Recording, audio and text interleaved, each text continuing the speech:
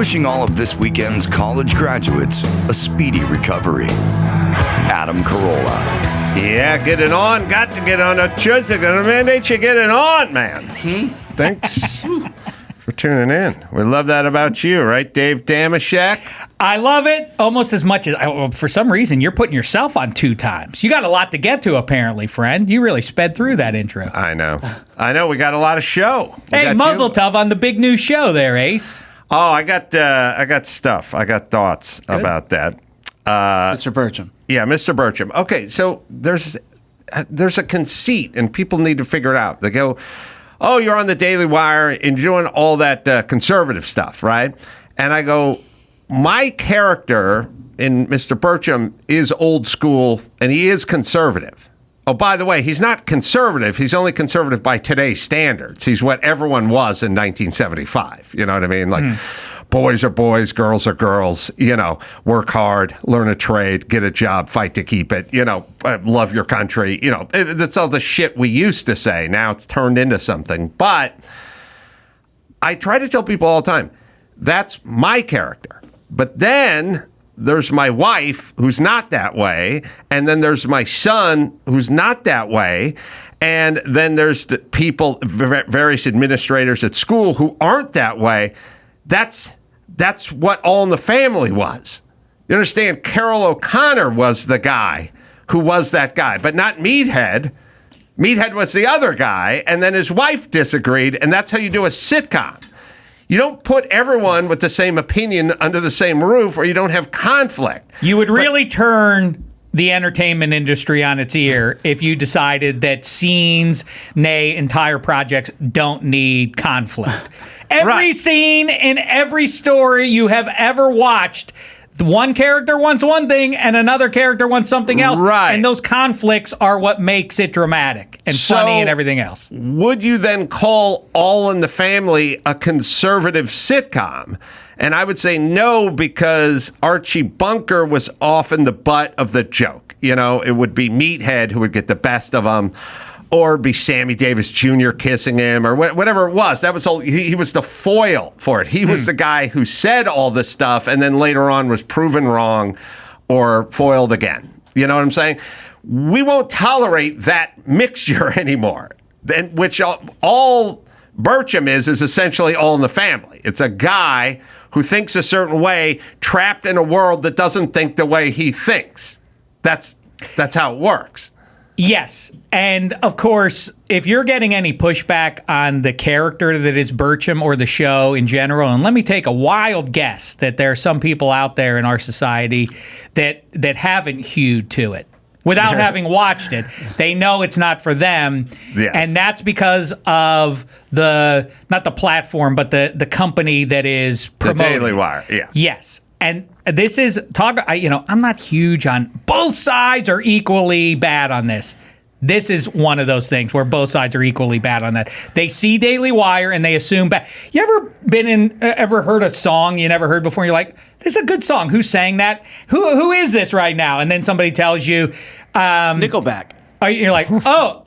Yeah, I was just kidding. I don't really like this song. That is our reaction to almost everything in society. The source that is saying that is everything. Like, shut up and dribble. If it's, I will say this. Though. Either way, I will make a case, and I will bring receipts for the right side of the aisle, because I watch these guys all the time, and these guys take something like Fetterman, who was had the stroke. John Fetterman, yeah. In Pennsylvania. Braddock, 8 minutes from Mo Dameshek's crib in Pittsburgh. Really? Yeah. All right. So everybody on Fox News hated Fetterman. They hated him. Because he was talking about stop drilling and stop fracking and whatever. He was saying all the shit that they didn't want to hear, right? But at some point, Fetterman recently is taking sort of sensible stances on things.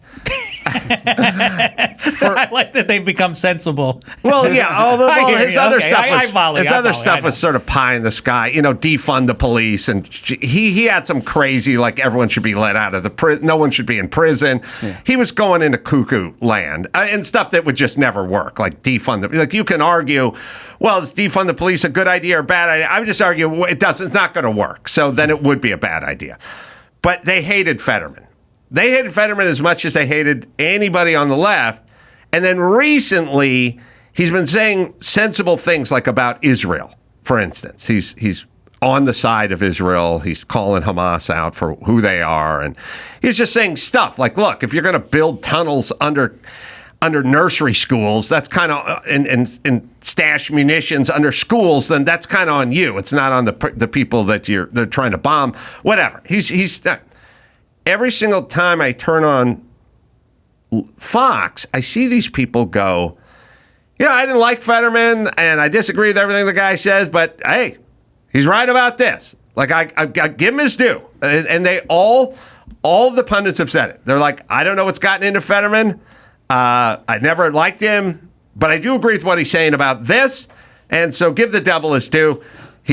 I like him on this stance, and I thought, okay, but have you ever turned on The View and heard one of those cackling bitches go, I disagree with DeSantis. Hold on, let me finish. I normally disagree with Ron DeSantis, but he does make a point on that. Have you ever heard that? No, you've never heard that. I don't want to get in an argument. You've never heard that. You've never heard Joy Reid say, I agree with DeSantis on this one.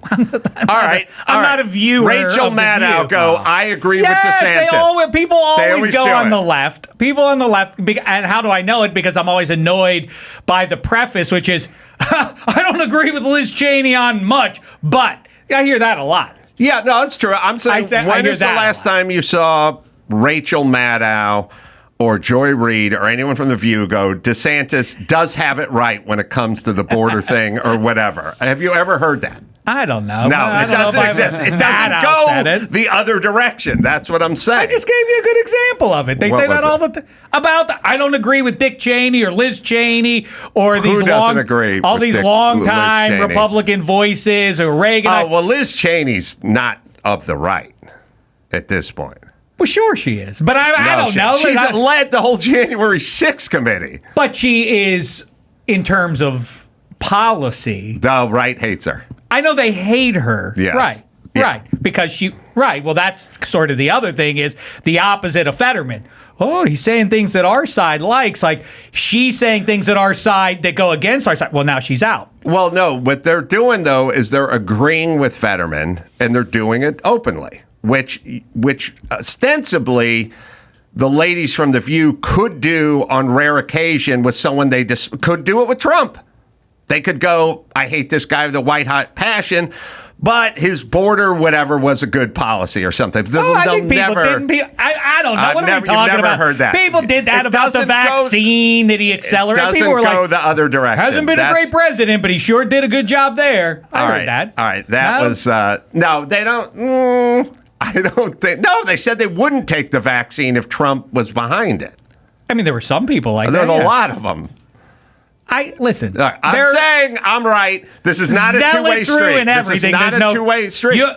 We can agree. Zealots of any stripe ruin any subject. What I'm saying is Fetterman was universally hated by the right, and I've heard more talk about him being sensible and liking what he's saying now on the right. And there's no such example of someone who's hated. People always praise Adam Kinzinger on the left, right?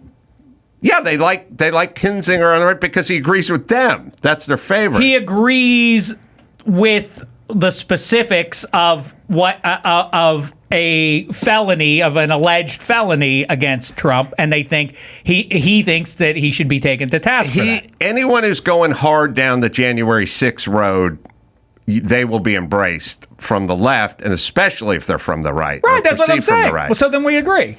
Fetterman embraced by the right for certain views, and yeah, but these guys weren't poster children for people that were hated before this. They were just on the other side of the aisle. Listen, That's I what like I'm to saying. have fun. I don't like all this, but I I'll don't say this. like it either, but People didn't like Dick Cheney forever, and You then they gotta kind of like, well, he's right about You got to this. find somebody on the left saying something good about Ron DeSantis, and you won't find it. Well, I don't That's know about what I'm Ron saying. DeSantis, but I just gave you good examples. I just gave you 3 good You ones. gave me guys that are crossed over and are heading the January 6th committee on their side of the aisle. You're saying people that still identify as conservative or liberal, but will take, or not liberal, but a Democrat will take a view that is more widely held on the right. Is what Fetterman's doing.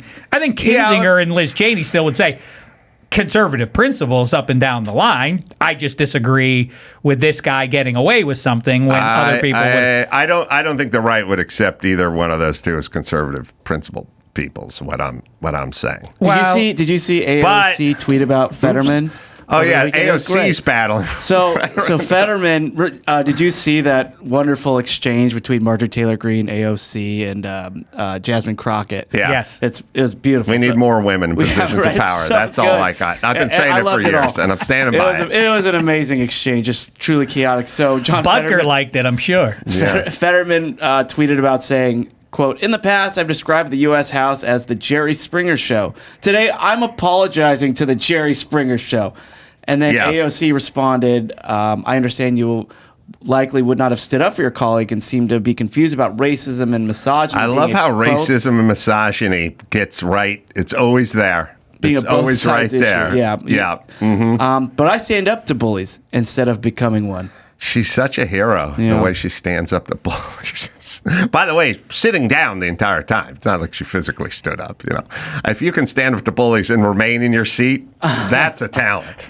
I'm going to roll my desk chair closer to the bully. You're among the stronger roast joke writers of the last quarter century. Who won that little mini roast off? So first things first. As I've said to people many times, they go, "Why do you win every argument?" I go, "I don't argue unless I'm right." So your batting average goes up. You know what I mean? So Fetterman does a tweet based on you cackling bitches being way out of control and embarrassing and nuts. You know what I mean? So he's already won the argument. Do you know what I'm saying? Because he's just pointing out what happened.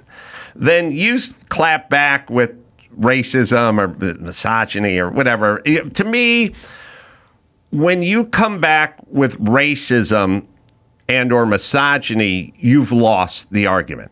It's like when you would, if you would ever argue with someone when you were younger and at some point they would call you fat, that meant they lost the argument. Whatever the subject was is lost. I'm now tossing out an insult. I gotcha. You know what I mean? So to me, if you got to go to the racism hamper early in your argument, that means the substance of your argument isn't fantastic.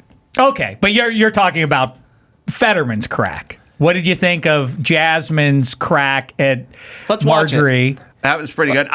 Or Marjorie, your fake eyelashes are. I don't. Eyelashes, attacking someone's physical appearance, I don't feel like eyelashes covers that. I don't like that what's been taken off the table in arguments is now in the last 10 or 20 years, what's been removed is like, whoa. That's across the line when you go at somebody's physical appearance. It's like, don't tell me what rule. Who made that rule? Why can't I it has to be about their intellect? Why can't I attack their physical appearance? Calling someone a fat ass hair lip or something. Don't tell me I'm not allowed to go at your physical appearance. I'm going to use what I need to use to win. The physical. I don't think. I'll put it to you this way. I don't think January 6th is up to the level of an armed insurrection. Didn't get to that point. It was something else, but didn't get that. And I don't think eyelashes is attacking someone's physical appearance, because you can go home and take them off. You know what I mean? Like if somebody said, "Dave, you put on a couple pounds," and you're like, "I have. Let me just take my gut off, set it over here. See the six pack? Oh, sorry." You know what I mean? Like, okay, attacking someone's physical appearance. You can't say, "What's up with the frames on your glasses?" and attack someone's physical appearance because I just took my glasses off. I got you. And now we're back. You know what I mean? So, but weird noses, parts that you can't remove. All right. I don't want to muddy it. But what about if you get Botox? Because that's not of your person. Can't pull it off when you get home. No, you can't. Right. Yeah. So now it is a part of you. And it is your subjective choice to have done. By the way, I don't think we talk about that nearly enough. But I think in 100 years, when we look back, people are going to say, what the hell were they doing? Oh, yeah. Everybody has that same lion fan, but by choice. The wealthiest people in our society, much like being Zoftig 200 years ago was attractive. This thing that if you want to keep up your physical appeal, you must the minimum standard is to inflate your cheeks like balloons. Super weird. And the lips and all that. Isn't that a strange thing? And everybody has it. So everybody is starting to look like, not in sci-fi movies, everybody dressed the same in the same colored unitard. Now everybody's faces are starting to look alike. Yeah. It's weird. Yeah, evidently in every sci-fi film ever made, somewhere around 2057, we ran out of denim. Because jeans have been around since Levi Strauss was outfitting the 49ers in San Francisco, and worn every office, every place, every event, and somewhere around 2057, we're plumb out of denim. Lost You never see a guy in a spaceship wearing a jean jacket or jeans. There's no denim of any kind. What is the Denim had a 252-year run and then ceased. Gone. And we have so in every sci-fi future that we see, the one thing we can count on is that no one has individual style. Everybody just signs off on the idea that we're all dressing the same. Well, two things. Denim is gone. And I mean, it could be a denim onesie for all of us. It could, but it's gone. Okay. There's no more denim in space. And if anyone's thinking about buying stock in Levi's or Lee or Wrangler, someone needs to tell these people about the future. It's not going to exist. We did away with denim, and the other thing that was around for 500 years that we did away from, handshakes. We have no more in outer space, in the future. There's a weird thing. There's something we do, but salute. It's anything but a handshake. There's no, hi, Steve. Hey, I like your new jeans. Thank you. I like your jacket. That's that Stonewash? I do like... No, that's like, no more handshakes and no more denim. But I would argue that nothing's been around longer than handshakes and denim. Yeah. That's not a fad. Yeah. But we upgrade. So we're going to regress in terms of fashion, but every sci-fi movie, no more bullets. It's all lasers. It's all lasers. All weaponry is laser based. Yeah. And it's unclear what the laser does. Does it kill you? Because sometimes it burns you. Sometimes it sets a little fire on its victim. But it never goes past you. You think it would blow the refrigerator, blows a hole in the refrigerator. Right, like we learned in Real Genius when they have that high-powered ray on camp. Remember, with Val Kilmer, of course, it shoots all the way through campus, through the statues and the buildings and everything. Why doesn't the Stormtroopers blaster? It doesn't transcend the body, the torso, and go through to the other side, or miss altogether, and just right. Like, you can't get into a gunfight on an airplane because it's going to depressurize the cabin. Right. But you're in outer space. You're just firing lasers willy-nilly at the wall. Yeah. That could hit a planet. And I don't know what damage. I can't fathom how powerful the laser is. They have to modify it so that it only takes out its intended victim and not innocent bystanders behind. The other thing that is the fakest element that I noticed about, I've said this, I haven't said it in a million years, but Han Solo speaks Wookiee and no one else does? Is that maybe it? All right. Well, now I got to go to the next subject. Yeah. No. I was entering the lounge in Las Vegas, the Centurion Lounge with the credit card. And the Centurion Lounge has I was leaving Vegas on Friday and to go in, and it has a back room. And the back room has a pocket door, a sliding pocket door. But this one was cattywampus, halfway hanging out. sideways and had a sign on it that said broken, do not touch. You could walk into the room, but don't mess with the door. Sure. And I said to August, who was traveling with me, I go, the promise of the pocket door. It was a great fantasy that we had. You just take the door, it'll disappear into the wall, and then you'll just slide it right back out when you need it, and then it'll go right back in the wall. It's like, but it never really worked because it's always jamming. It never hits. The action is bad. It lasts for a little while, and then it goes south. I said that.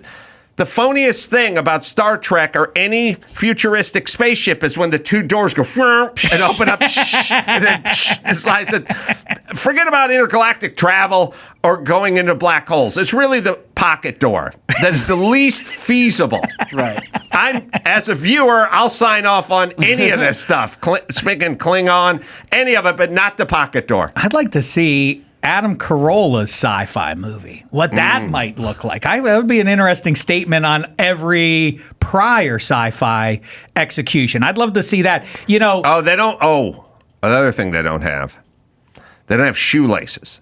Oh, yeah. Like I think we already don't have shoelaces. Well, there's a lot of, Howie Long trying to talk us into stepping into our Skechers. Where did this thing come from? Did anybody ask for this? And now it's the biggest phenomenon. Look at what I can do with my shoes. I don't bend. Oh, my God. How much?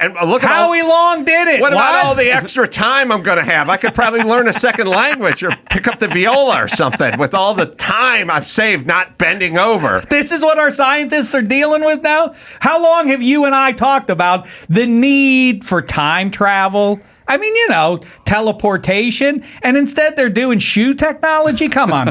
But while you talk fashion, the thing that I the other day I just was reminded, jeans. Why are jeans? Pants also, same thing.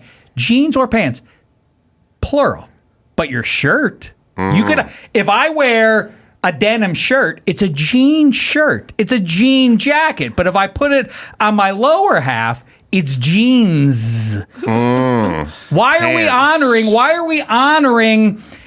We're ignoring our bums and our genitals and celebrating the legs as though they're the only part of our lower half. And we call them jeans. Why? Because there's one for each leg. Yeah, but what about my wiener and my bum? They're in there too. Why aren't you honoring them? And yet, the arms, which I say, now listen, I don't know if I'd rather have my arms or my legs. If you forced me to choose, I probably am going arms when I think about it now. But why aren't we honoring our arms? They have hands, they let us write and eat food and all that stuff. We ignore them. We don't go jeans, shirt. They do a lot of work. I wonder if the black community doesn't pluralize jeans. Why wouldn't they? Well, because what they do is they pluralize stuff like, I got my mind on my monies. You know what I mean? But they pluralize shit they're not supposed to pluralize, and then they singularize stuff that should be pluralized. My pant. Yeah, the black community will go the opposite of plural, whatever we do. I'm low-riding my pant. Put on my finest shirts. I got my mind on my monies and my shirts and my pant. I've never noticed that one. We have to figure it out. We have to figure out if the black community does the singular on the pant, and if they do, and if they don't, they're leaving money on the table. But I mean, like I have two shoes. Like somebody will say to me, I'm sure, because you have socks, one for each foot, and you have a shoe, one for each foot. So shoes and socks. But my legs are not, they're not called leg jeans. They're my pants. They're my jeans. And it's a pair of pants. It's a pair of pants. It's one pant. That's right. The black community may have baby mama, right. Because you wouldn't say baby's mama because it's one kid. Baby, yeah, right. It would get confusing at minimum. Right. Like, so one baby or two? No, I'm spelling it IES, not Y apostrophe S. I got something that might confound you a little bit. Going all the way back to Birchum, there's somebody sent me a review, and I don't mind when people misspell my name. I don't have an issue with it. I know, you're weird about that. It's very solvable in this day and age, and one should look. And I would never... I've known you for 25 years, but if someone said, oh, you have to make out your wedding invitation to Dameshek, I would look up how to spell your name because I would be scared that I would misspell it somehow. That's what I would do. I wouldn't be offended. But if I was writing an article, I would certainly look to see how it was spelled, which is fine. And I don't mind it when they misspell it. But when they spell it both ways differently in the same article, that's when I take umbrage with it.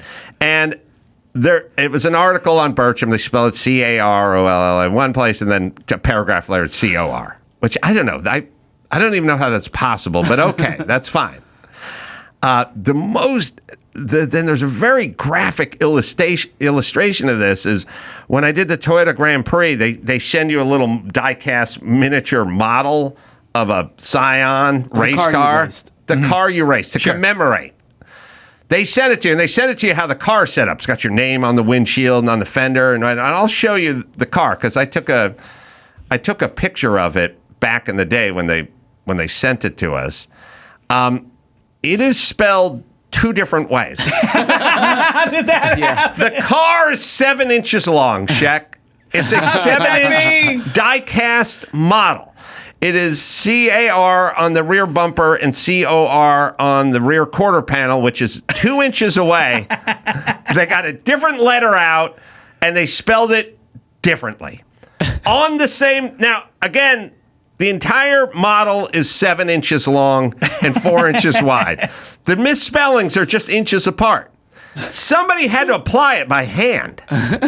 You can't... Dumb pit crew of ants or otherwise. How did they do that? Oh, did they Wait a minute.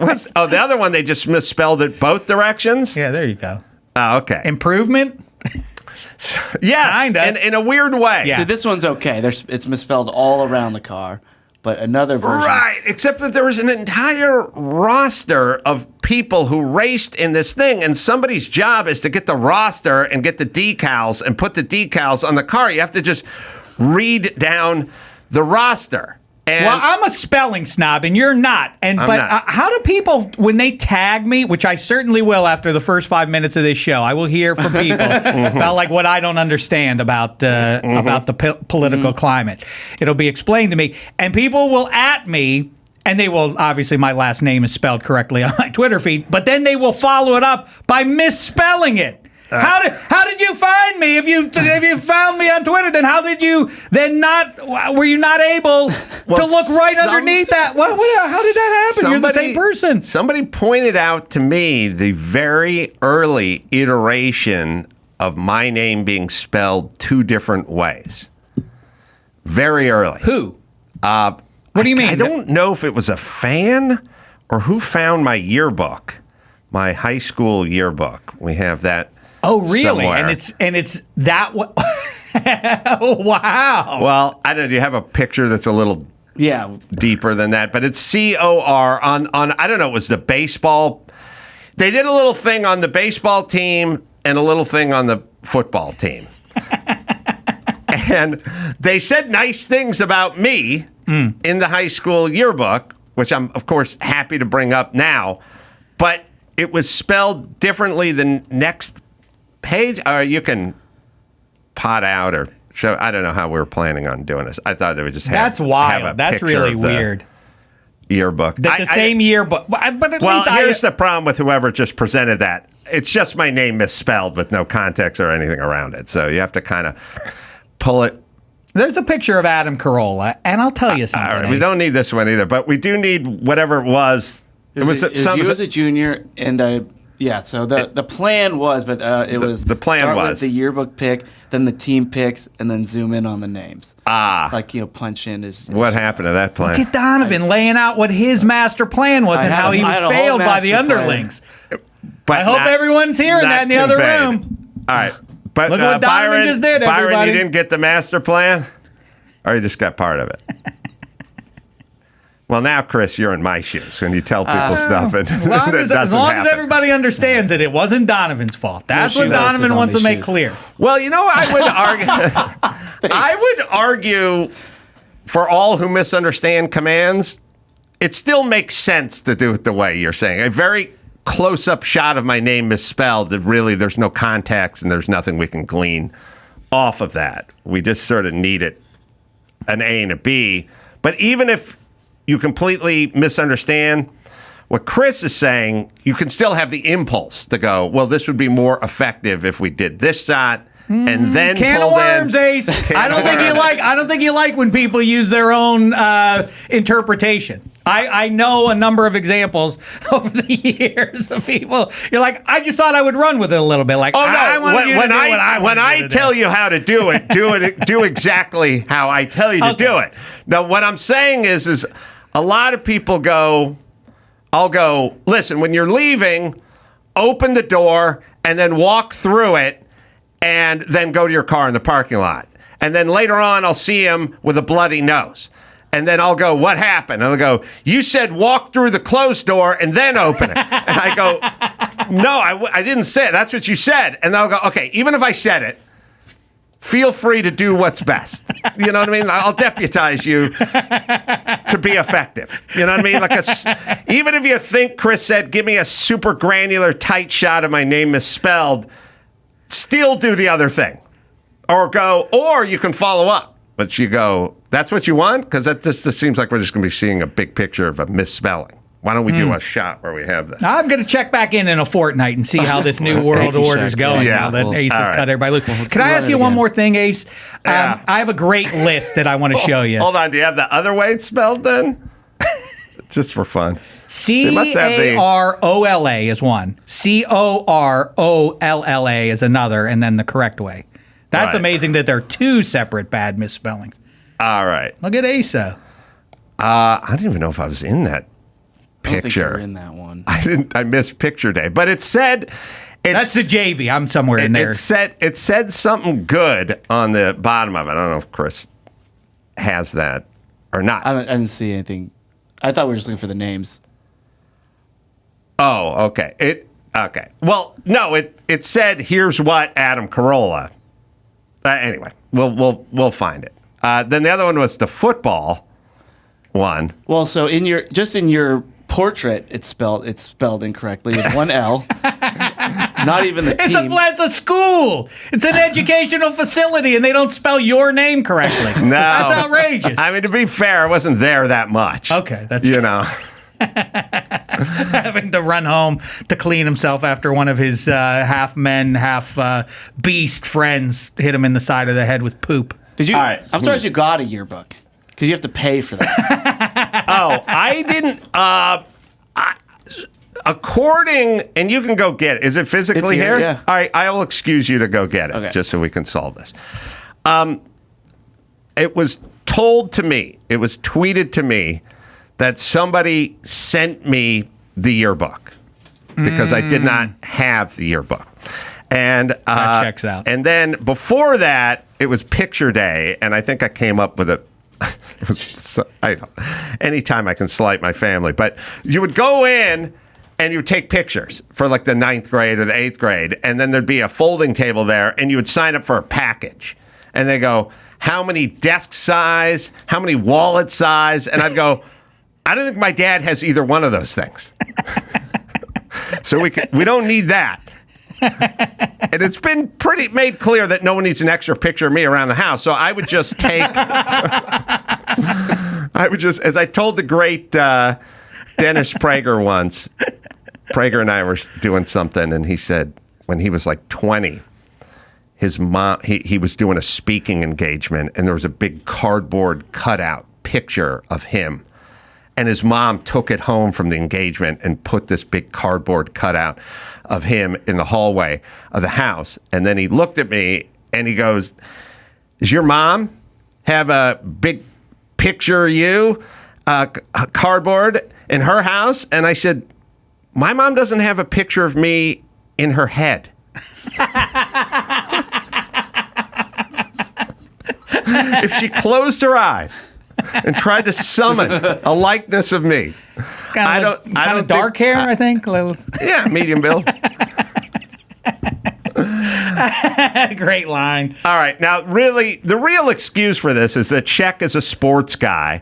And I totally forgot that this yearbook basically said good things about me in football and baseball, even though the team kind of sucked.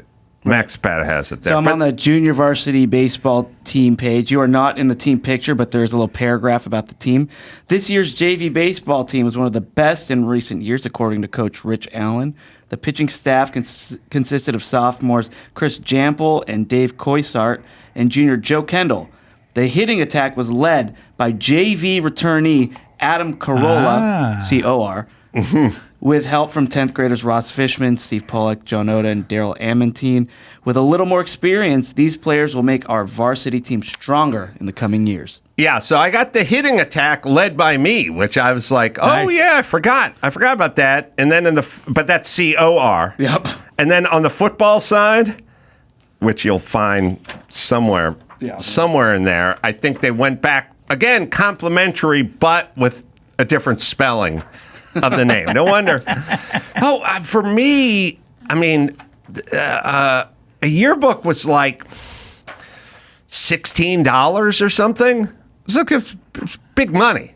For, I mean, $1 for something that you never intend to crack once is $1 too much, right?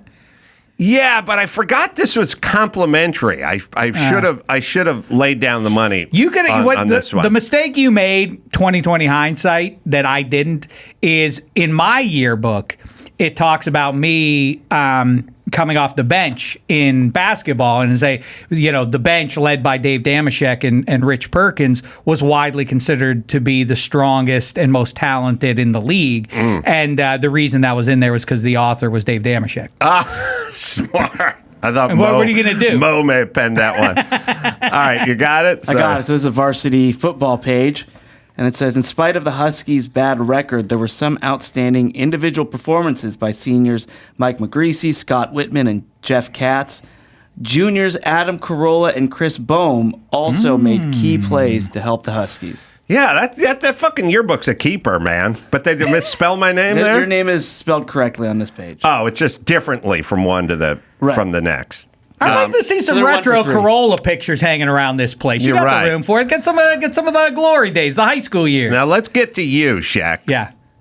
Let's get to fruit. Oh. And something that is technically a fruit, but people think of it as a vegetable, which is a tomato.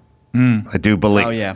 Now, I got a beef with tomatoes, and pardon the pun, but I do like beefsteak tomatoes. Beefsteak tomato.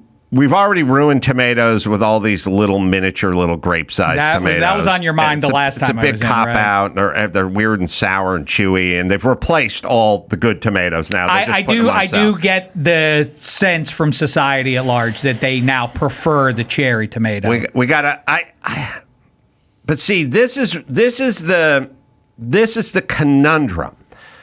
Do they prefer the cherry tomato? Like, did they prefer passion fruit iced tea, or did they just get hooked on it? And like the florist said in the town, hooked up good and proper. Did they get a little taste, and now they're just going down that road? And most people are so fucking thick. I won't even say dumb. I'll just call them thick. Like they'll go, I like passion fruit iced tea, and then you go, but don't you like regular iced tea? And they go, yeah. I like. Well, which one do you like better? And they go, I guess I like regular iced tea. Okay, then you don't like passion fruit iced tea when it shows up and stuff. But they're too fucking thick to even sort their own feeble thoughts out. And it's the same way with the tomatoes, because now they've taken a step further. I was at a steakhouse a couple of weeks ago, and I saw something I enjoy on the menu, which is the burrata cheese with the tomatoes. Nice order. And the steakhouse version of that was big slabs of beefsteak tomato, sometimes chopped up like red onion, and a big blob of burrata cheese in the middle of it, drizzled with balsamic vinegar and oil. The best. Little salt on there, a little fresh ground pepper. The best. And the best was that big wheel of beefsteak tomato that surrounded the burrata. Now I order it, and it just says tomato, burrata, cheese. Don't say it. This would be beneath a steakhouse. Green tomatoes, green tomatoes in wedges. Smaller green tomatoes wedged up. Wedged there's no up. surface area. The thing started the size of a tangerine, and they wedged it, and the surface area and the shape is all fucked up now, but they're green, and that's different. And the whole thing is like, I know everything needs to be different, but can we think in terms of better? You know what I mean? Like, it's okay. This isn't your dad's steakhouse. We don't need your take on anything unless it's an improvement on the OG. Everything's ruined. So now, DFG's on. Okay, let me just finish this thought. So I get burned with the green fucking tomatoes, right? Mm-hmm. And I want that beefsteak, but something's going on. There's an embargo, a war, an attack on beefsteak tomatoes, and I know those things don't last as long as those little fucking cherry tomatoes. Those things will go for 3 weeks in the fridge. A beefsteak's 3 days, you know? So, and also you got to think of the window on the beefsteak. Beefsteak 3 days early, 3 days late, that's not the window. There's like a 2-day sweet spot in the middle where you need to cut into that beefsteak. Those little fucking BBs they're trying to sell with the little jewels or whatever, that's probably 3 weeks in the fridge, in the kitchen. But anyway.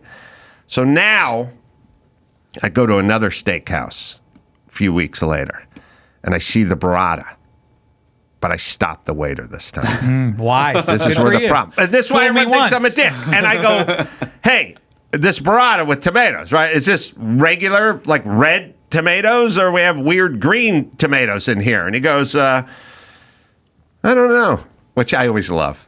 I love when they don't know. Yeah. You gotta know. Pulled you out of your job at NASA, dropped you down on the floor of Lucky's in Malibu, and you don't know what the specials are. How would you? You know, you're deep in thought. He goes, I go. He goes, I don't know. I don't know if they're green. I don't know if they're red. I haven't served one today. Well, did you serve one yesterday? Well, this will help. You know, he goes, I don't know. So I go to him. Then he does the condescending, sort of half-hearted, which people do with me, don't do with me because I take you up on it all the time. And he goes, you want me to go to the kitchen and ask? And I go, absolutely. Because I don't want to be burned with these fucking green tomatoes again. I want big red beefsteak tomatoes with burrata, because unless you can improve it, we're good, because it ain't broken. Right. Good for you. You know what? I don't like being. I'm really. It's sticking in my craw, the infantilization of the customer at every restaurant. Why do waiters take this posture where they talk to you like you're an 8-year-old child? Like we still working on that? Yeah. Can't you just say, "Am I done? Are you done?" Right. So the you guy still working? The guy goes. Royal we. I'm trying to eat my food. I'm a grown person. I dispatched the guy back to the kitchen. Good for you. I go look. He goes to the kitchen, and he comes back, and he goes, it seems mostly red, but there are a couple of green ones in there. And I go, all right, if it's mostly red, but try to keep it mostly red. So he comes. Now I'm eating with a guy, and we split it, right? We get the burrata. We got the red piece of tomato. We go through it. The green is crunchy and hard. Yeah. Like, it's hard. There was we each had 2 pieces of green and 5 pieces of red. The green fucking sucked. Okay, it's a different color. Can we get over the novelty of that and then get it off the fucking plate? Because it's not good. No, it's not going to happen. You want some green on your plate? Put a little basil. Yeah, that's right. Okay. Some fancy restaurant in Malibu. That's right. Carolla spent the 2 hours talking about the green tomato at dinner guests. Ruined. Ruined. All right, DFG. Did we save any room for dessert? Like that dance we have to do. We have to do that. I guess it wouldn't hurt to take a look. And then we all laugh. What the hell kind of weirdo behavior are we all participating in? Yeah. I don't like it either. I don't like me in that situation because I can't bring myself to. I play ball because I feel bad, and they're like, and they do that thing where they hold it in 2 hands and they walk up like, anybody interested in taking a look at this dessert menu? Do you do that thing where you give back the empty plate and you go, hated it? Hated it. Oh, don't get me going on tiramisu at a Thai place. My old man had to, in the last 10 years of his life, had to know the waiter's name every time. And what's your name? Jacob. Well, Jacob, he'll look like you're not. There's no relationship. Bedside manner. All right, DFG's on line 1, so we need to take a break, right? No, we don't have to. Oh, we don't. Oh, okay. We'll do JV or all balls. We got Frat Guy on. Maverick.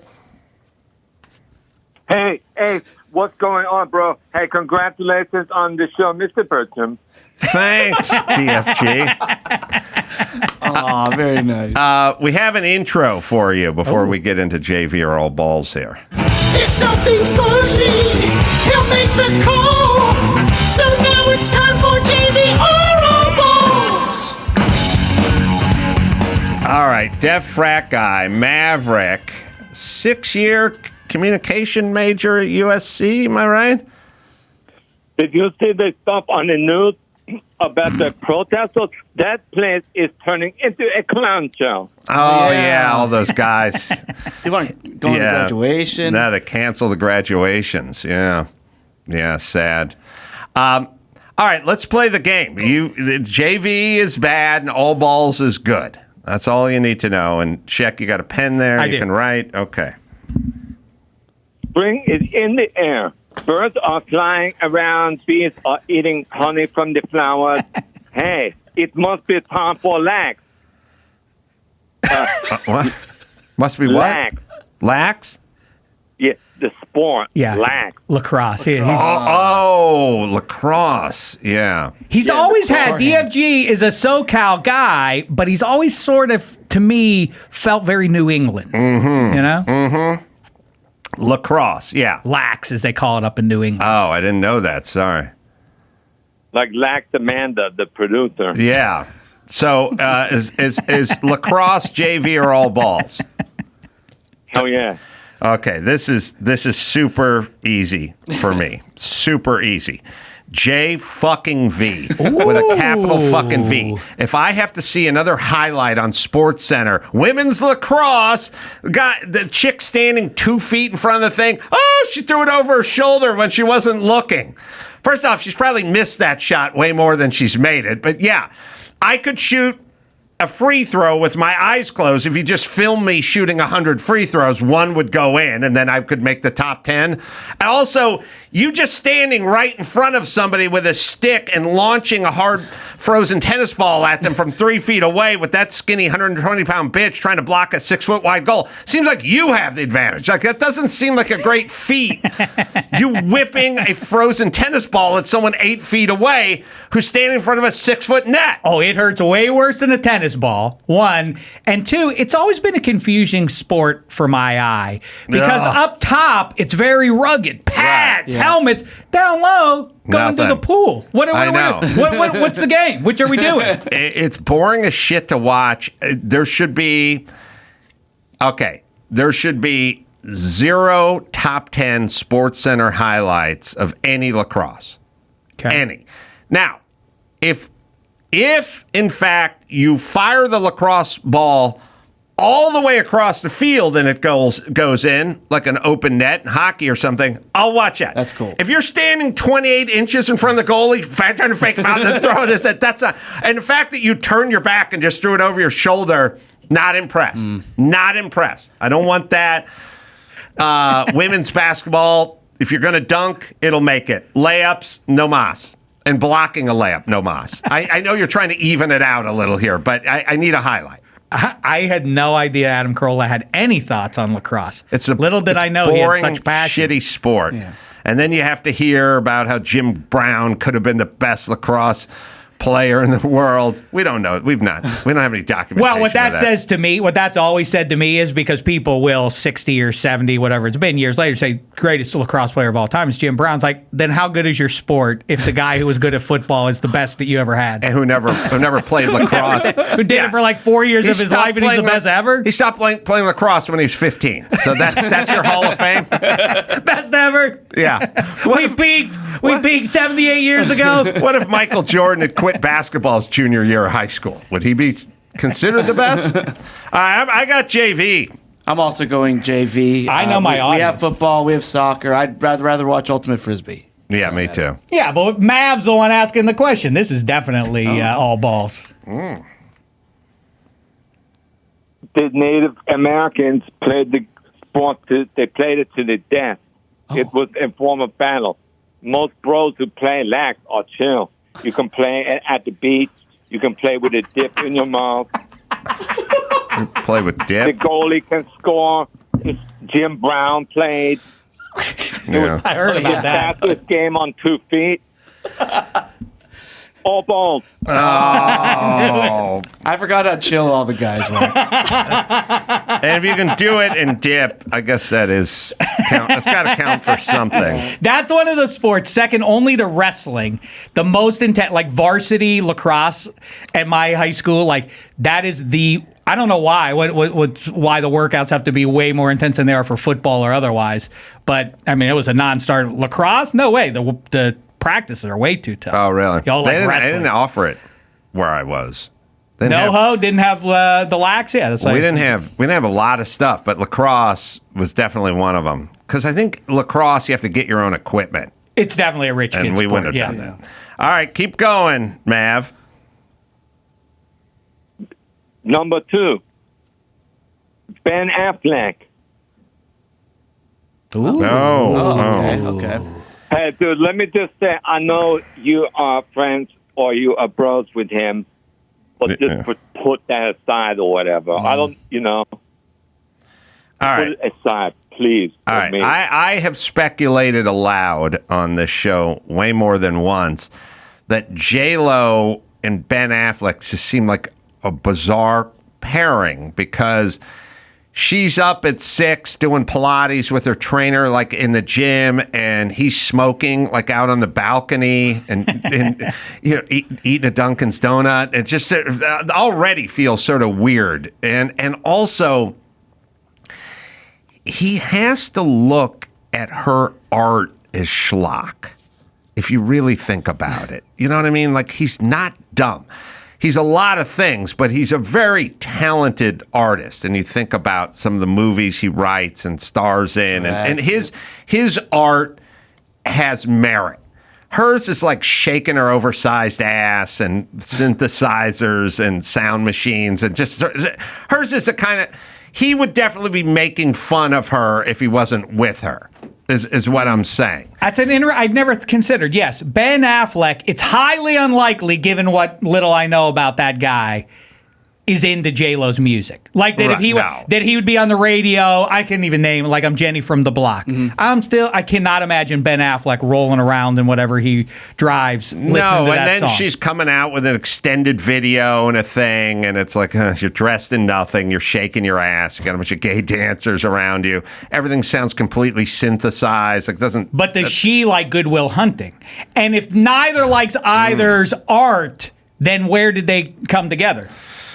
Aside from in the bedroom. I feel like he's a troubled soul. Yes. That's always a bad jumping off point for a relationship. But he can't possibly appreciate her art. He has to think it's for dumb chicks, you know. and plus, he's a substantial guy. And every single thing that comes out of her mouth is just about embracing you and embracing your inner beauty. And every woman is beautiful. And it's about the way you feel. And when you feel beautiful, then you are. He has to just be rolling his eyes right off camera. You know what I mean? Like, he has to just go, fuck, the Entertainment Tonight. Here we go, about inner beauty and feeling. And it's just what a woman's. And he's got to be going, oh, what the fuck is this? He has to. Wonder, it would be a funny psychological thing because he was with in my opinion, the much foxier Anna de Armas. Do you know who she is? Yes. Oh, yeah. I mean, what a woman. What a woman. He broke up with her to get back to J-Lo. What if the reason he dumped Anna de Armas is because she was into J-Lo's music? I can't be with somebody who's so slight that she likes J-Lo's music. I'm dumping you. I'm getting back with J-Lo. What about his elaborate back tattoo? Have you seen that? Yeah. It's a giant dragon on his back. Is that right? Yeah, a giant Big piece. dragon. I think you're right. It is a giant dragon, I isn't think it? it is a dragon, yeah. It's Troubled bizarre. Soul, that seems clear. Yeah. After the latest episode at the Brady roast. Yeah, seemed Weird very behavior angry. there. Yeah. Yeah, it was not good on the Brady roast, I thought. No, indeed. No, because he didn't do what I've told everyone a million times. You got to load up jokes. You got to let other people write your jokes. You got to get the jokes. You got to put them in the prompter. And you cannot be like, I got this. I got an idea, and I'm coming out there. You don't do that. You go off of other people's jokes sometimes.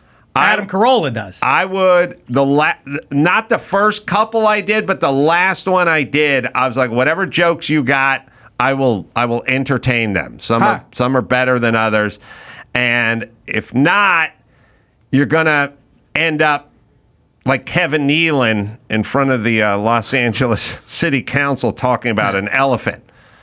Which is always the best. We gotta find that clip. It makes me laugh. I love it because what you do is Ben Affleck's like, I got an angle, and I'm me. Look, I got this. I'm good. I'm good at this, and I got an angle. So that's all I need. And it's like, no, you don't. You need 29 jokes in the prompter. And he's like, oh no, I got my angle, and then there's me, and I'm just going to go do this.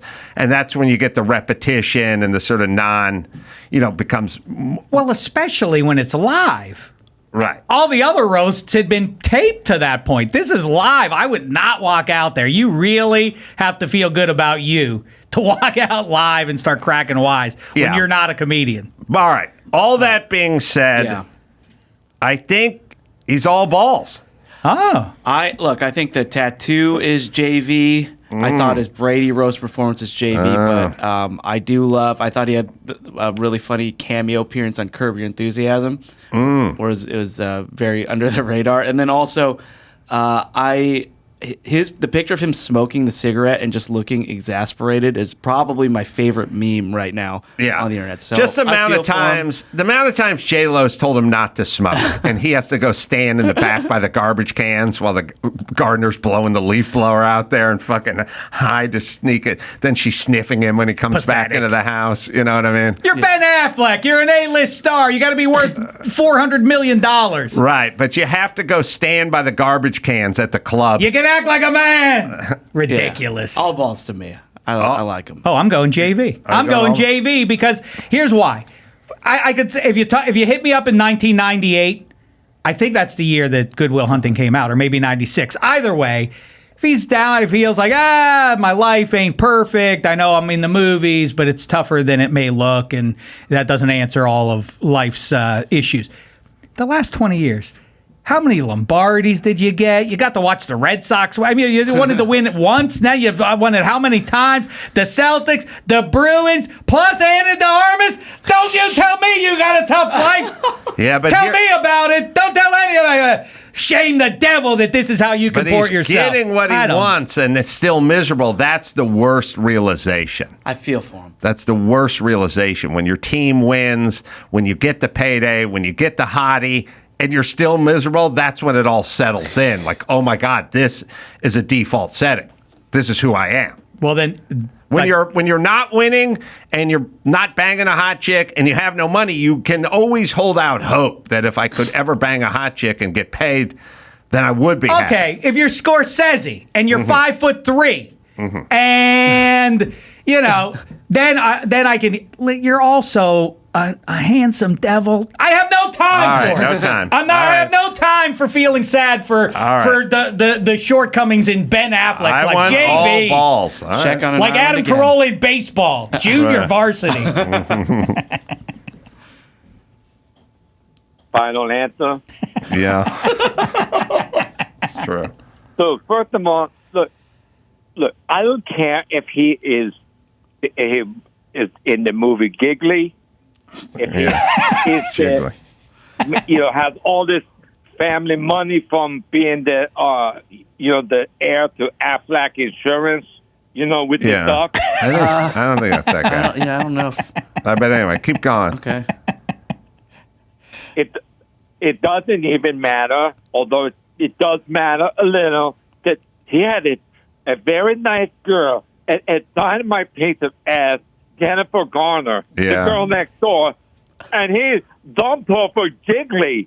Yeah. He doesn't like that. Jennifer Lopez. Yeah. I mean, dude, she's hot. I love MILF. Yeah. We know. I know. Just I get word watching the Capital One ad. What's in your wallet? That's not my wallet, baby. That is the one-eyed trouser snake. Oh, yeah. Yeah. On him again. I know that she's always. I love MILF. No, she's hot. Jennifer, what's her name? Yeah. Garner. Jennifer Garner, because every commercial she's depicted at a farmer's market. That's all she does. She carries Just around down-home gal. wicker baskets and puts produce and has nice exchanges with other like-minded folks. Oh, and I then didn't see you walks come back. in. Hey, just doing my day to day. Just carrying my wicker This is me. basket, filling it with non-green tomatoes. That's all she does. Breaking the fourth wall down at the farmer's market. I prefer this life to the go of Hollywood. That's right. Mm-hmm. So, what? Yeah. She's like Mary Ann on Gilligan's Island, wearing those farmers' little, Daisy short Dukes, shorts or whatever. Mhm. It's hot. Yeah. All right. So where are we, DFG? So, dude, the verdict though for why Ben Affleck is JB. The dude has resting male bitch face. Yeah. There's resting bitch face. He has resting male bitch face. Yeah. He's always trig, dude. He always seems like he needs another Marby Light. Yeah. He's from. He's just. It's never going to work for him in Hollywood and J-Lo and he's got to hear her like yelling at her publicist from the next room and stuff and saying we need more rose petals on the set and stuff, and he's just got to be going, I just want to go fucking smoke. I'm going to go smoke. Seems pretty clear that you're taking J-Lo to task with any of the failure of this latest No, go around for these J-Lo had it right with Mark Anthony. They're two sort of soulless non-musicians who play the stupid game of making shit music and fooling people into thinking there's something magical about them. That's fine. He needs to be. I'll tell you who he needs to be with. He needs to be with Sacha Baron Cohen. He needs to go gay and go art. You know what I mean? Sacha Baron Cohen as an artist. He's probably a little angry and a little miserable too. Just had a thing. I don't know. He was on set and talking down to people or something like that. Those Heard two, about that one, yeah. Those two could go smoke together in the living room. Do you know what I mean? Yeah, they're compatible. Can you imagine the first time Ben lit up a cigarette in the living room, like on the sectional sofa with Sasha smoking next to him, and they just went, Let's watch Borat again. She doesn't like if he cracks a bottle of wine. I guarantee you that either. No. Right? No. There's Really trouble. again, Ben? You just were drinking this weekend. And he's taking the bottle and he's taking it out like in a knapsack, like a backpack, and he's pretending like he's walking out this car and he's shoving it in the trash can, like underneath a pile of leaves, and saying he's taking some mints when he's walking by because his breath smells, like cigarettes. It's a charade. Nobody should have to live Doing like the that. Carolla move of putting a little gasoline on his clothing before he gets home from the strip club. That's right. 91 always, by the way. Never 87. I can tell. Fancy man. Yeah. All right. What are we looking at? I don't know what we're looking That's at. Ben Affleck smoking through a mask. Oh, he's smoking through him. There he goes. He's miserable. She's driving. It's the wrong pairing, is what I'm saying. He needs to be a Sacha Baron Cohen. Be careful what you wish for. He had the beautiful lady, the success. It's like me when I was elected chapter president. Mm-hmm. Right. Ladies, money, success, riding high. What does it all mean? All the Ashleys, Yeah. Mm-hmm. Oh, okay. Hey, are you ready for the next topic? Mm-hmm. Let's go. Greed. Greed. Grease the movie. No, the country. Oh, Greece. Oh. Greece, the country. I don't. You should have just guessed. I don't know. I don't have strong things. I like their Azure Blue Seas. I like the fare. Food wise, I don't think they'd do a green tomato. Or can you imagine them serving passion fruit iced tea in Greece? They'd burn that place down to the ground. I like it.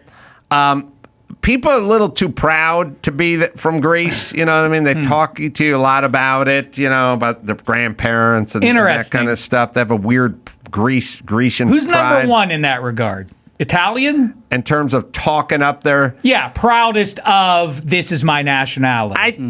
Well, Italians have it pretty good because they do the cars. You know what I mean? They got the Ferraris, they got the Lamborghinis, and whenever there's a good car attached to your culture, you win. Well, plus the food, probably the number one food to come from a nation. Yeah. And yeah, I mean, lovely language. Yeah, okay. I think that is. I'm trying to think of. I think you're right though. Petros Papadakis, our mutual pal, are very proud of his Greek origins. Yeah, they like. There's a lot of pride around Greece. I've never been there. I hear it's amazing. Let's go. I agree. Should go to Greece. Donovan will take the deaf frat guy. That'll take care of the women. Well, unless it's JV. All right, now we're running out of time, so we got to get on this one. What have they done for you lately? Greece? Yeah, you there? Yeah, no, it's been a while. What have they done for you lately? Not a lot, but Mexico is just a goose egg historically. At least Greece, made some contributions, back in the day. Olympics, right? Yeah. The food is good. Tzatziki alone is worthy of a shout out. Greek food. I'm going to say all balls just because of Greek food. I'll go all balls. Wrestling. Oh yeah, nude wrestling. Nude wrestling. Yeah. First guy to get a boner loses. I think those are the original Greco. That's how they do not remind Mav of Hell Week when he had the nude wrestle. I mean, it's a whole thing. I remember that story. I'm going to go all balls on this one, Shek. I'm going to match Ace here and Donovan and roll with the strength of the food. I'm resentful of the fact I've never gotten to be on its white sand beaches. I've always wanted to see one of those blue oceans. I've never seen that with my own two eyes. But still, I'm going to go all balls.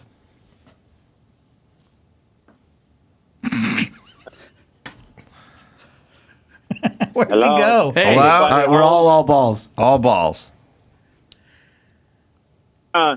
Okay. I mean, yeah, the food is all right. The chicks, not, if you like, well, unibrow, whatever. Yeah. Neovardalos is not a lot to look at. Light blue.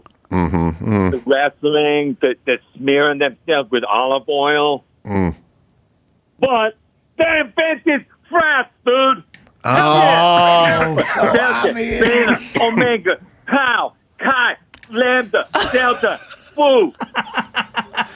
They invented frats. This was the easiest one of all. Yeah, it's the easiest one of all. Sigma. No. Alpha. Yeah. Yep. Yeah, they invented it all. Wow. Nu. That's a no-brainer. Hey, real quick for Mav, I just am curious where he comes down because he does have that vibe of a Northeasterner. Where do you come down on Florida-based hockey? Like specifically the Miami, Florida region. Its team is playing the New York-based Rangers for a trip to the Stanley Cup Final. What do you think about hockey played down in the Sunshine State?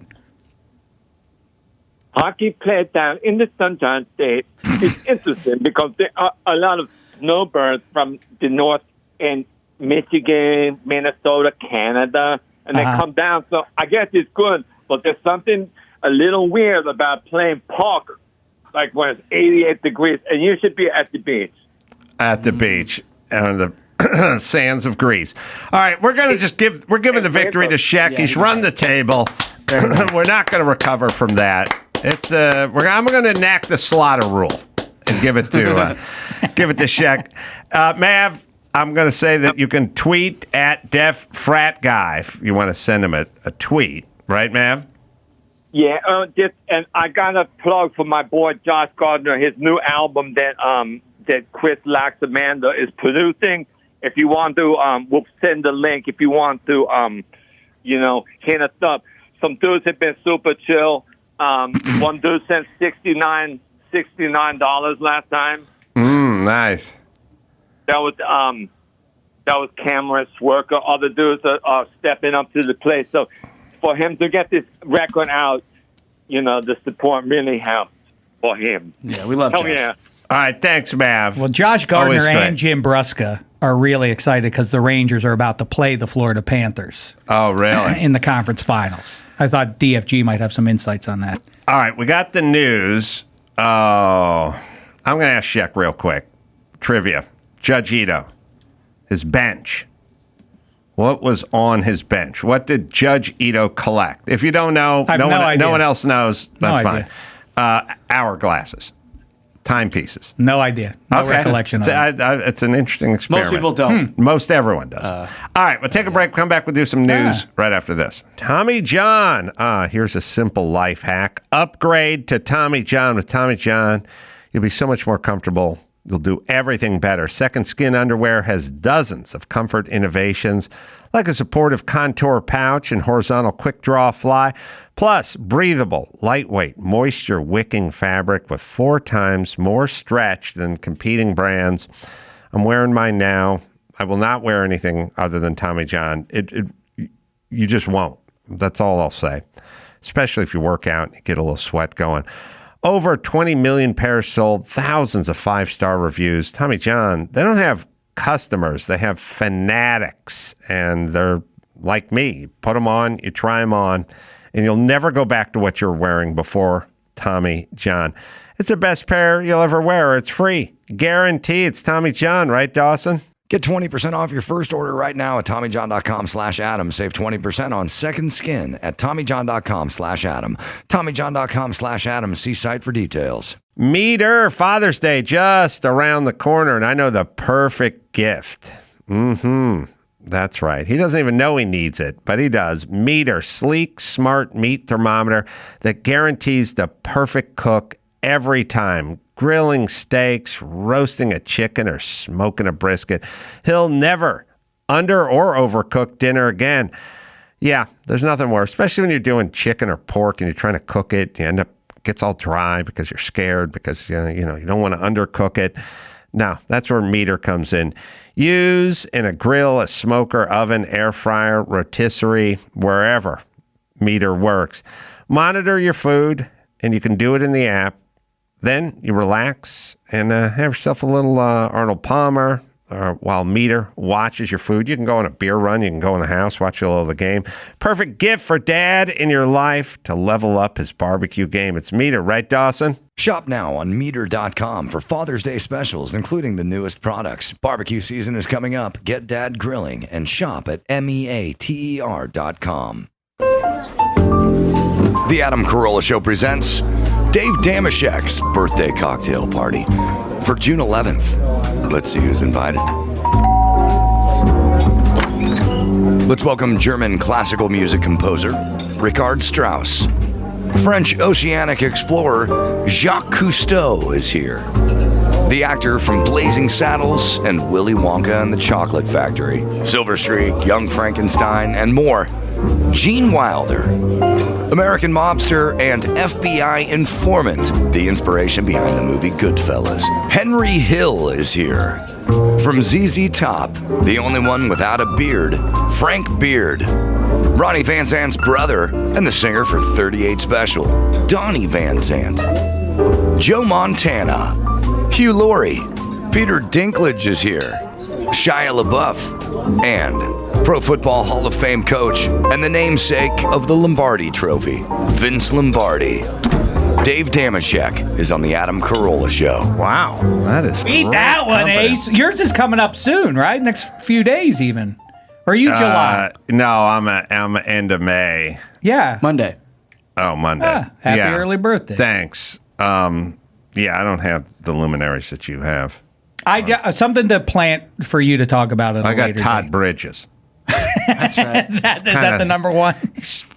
He's in the top 3. It could be Todd Bridges is the biggest star from Facts of Life. Or no, well, occasionally on Facts of Life, but from Different Strokes. Right.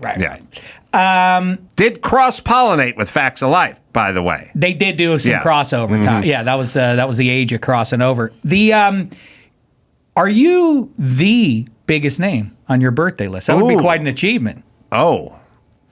Got to be some athlete in the Hall of Fame somewhere, right? All I got is Todd Bridges, but there's other names on there.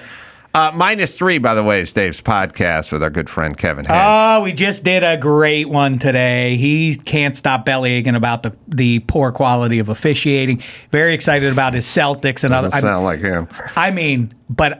Last week, opened the show. I said hello to him. 34 minutes later, he stopped talking about how bad the officiating was. I went out. I had a meal. I had an all-you-could-eat buffet.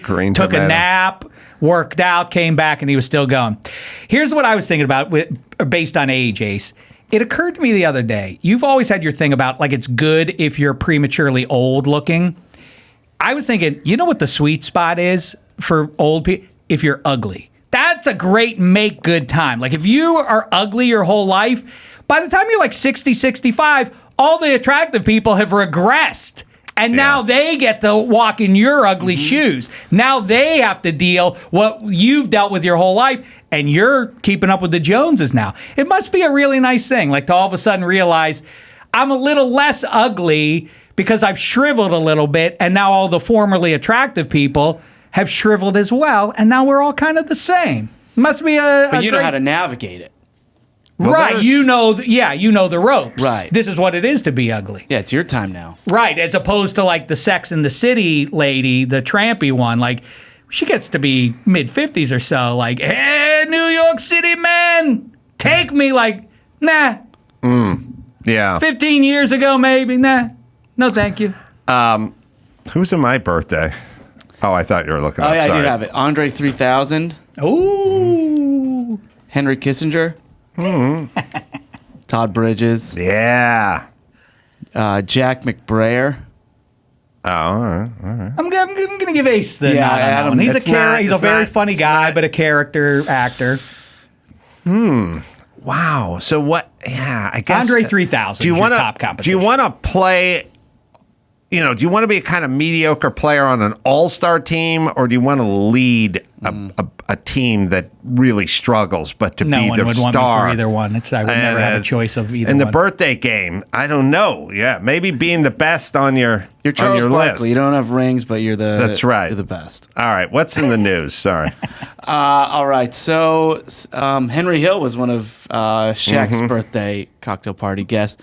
Well, AMC has been playing Goodfellas, and they put a new trigger warning at the top. Film includes language and/or cultural stereotypes that are inconsistent with today's standards. That doesn't mean they're not true. It's just we changed the standards of them, of inclusion and tolerance, and may offend some viewers. Oh, Jesus Christ. Is there anyone watching Goodfellas expecting that they're going to see Caillou?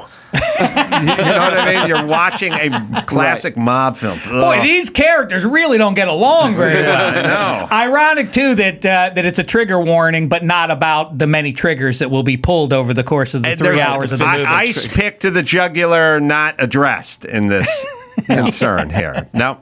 But it's inconsistent because when they play the Godfather, it's just brief nudity, strong language, intense violence. But for this, so they're doing this with every film, everything.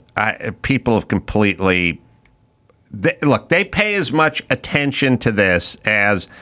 In California, you have to put a sticker on the gas pump that says if you're pregnant, there may be high levels of benzene, and it's like you're just fucking filling up your Range Rover and leaving. No one's ever reading the warning, putting on proper protective gear. No pregnant woman goes, oh, I can't fill up my car because I'm... It's just literally... There's a warning fucking sticker on everything now, and the result is we do not pay attention to... We don't pay attention to warning stickers. Like I was sitting at a restaurant last night. I know it sounds like I eat out a lot. It definitely does. I was looking at that big round frisbee-sized sticker on the floor that no one can get up now, and it said 6 feet apart, play it smart. I'm like, play it smart about the thing that was fucking we were lied to about that doesn't exist. Now they think it's 33 feet or something like that. But okay, I'm not going to be dumb.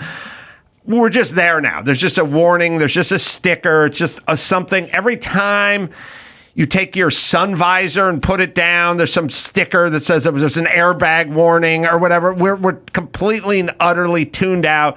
Every pack of cigarettes has a thing on it. Everything has a thing on it, mostly in writing too small to be legible. Like most people didn't read it. And here's what I want to know. Much like when I'm driving down the freeway and I see the big freeway sign that says click it or ticket or slow for the cone zone, how many people are affected by this message? How many people go, I never really thought about those Caltrans employees and the danger they're in, and I never really thought about where the cone and the zone was, or the click it or the ticket. It's 0 people. So what I'm saying is how many people see this warning and go, well, I'd already popped popcorn and settled in for a night of Goodfellas, but now that I realize there's going to be some ugly stereotypes here, I guess we're just going to have to watch Nick at Night or maybe CNN or something, because this is done. Sorry, honey. Pour the wine back into the bottle. Pour it. It's off. I have my Uncle Mario. Has some of these stereotypes, and God rest his soul, but I don't feel like this would be a slight tomorrow. The residents of Mount Pius are not satiated by addressing just the current flaws with human beings. We have to get in the way back. We have to fix everybody in the past too. Well, this'll bring me into Dyson. Who wants it? Michael Eric Dyson. Michael Eric Dyson, and for you, Shek, because I know you're of the chosen tribe over there.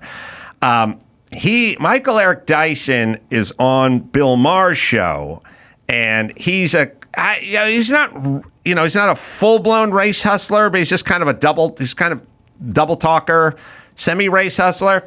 And Bill Maher says to him, and he gives my least favorite response of everyone. He says, this whole P. Diddy video where he's smacking his lady around in the hallway of the hotel and then kicks her when he goes by, and so on and so forth.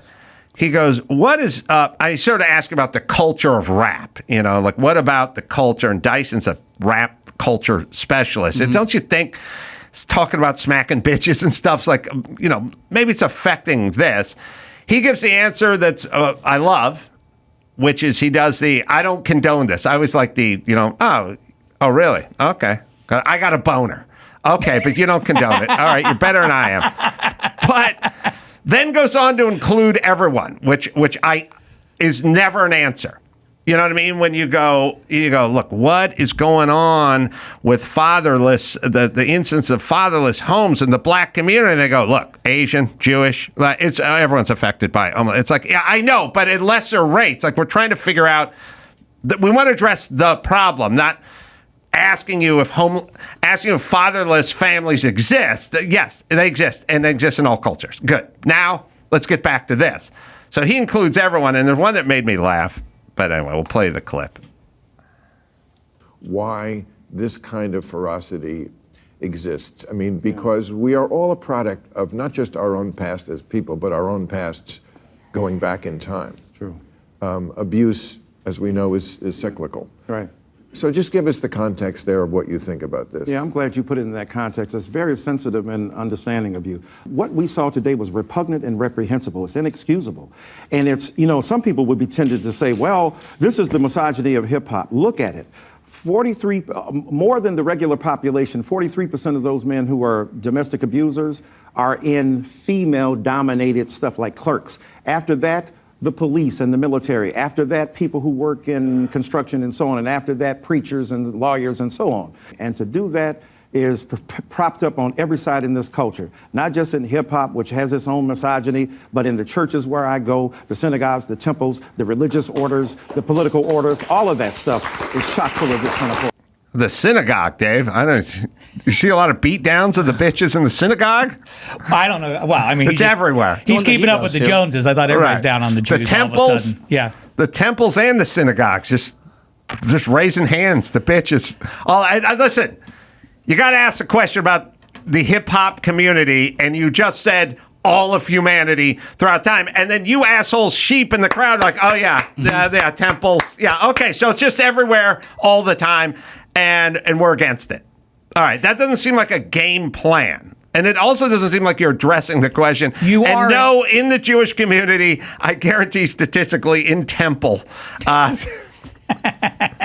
you would know. You've been to more temple than I have. I think what he's suggesting is that they abide by 500-year-old or 1,000-year-old, philosophies about men's role versus women's role. It's kind of what Butker was talking about last week, too, getting at, What's striking to me about all conversations, and if you watch the news shows on Sunday mornings, I think that's maybe where it came from, because the debate, the pseudo debates of anything are more or less, how long can I vamp until they'll move on?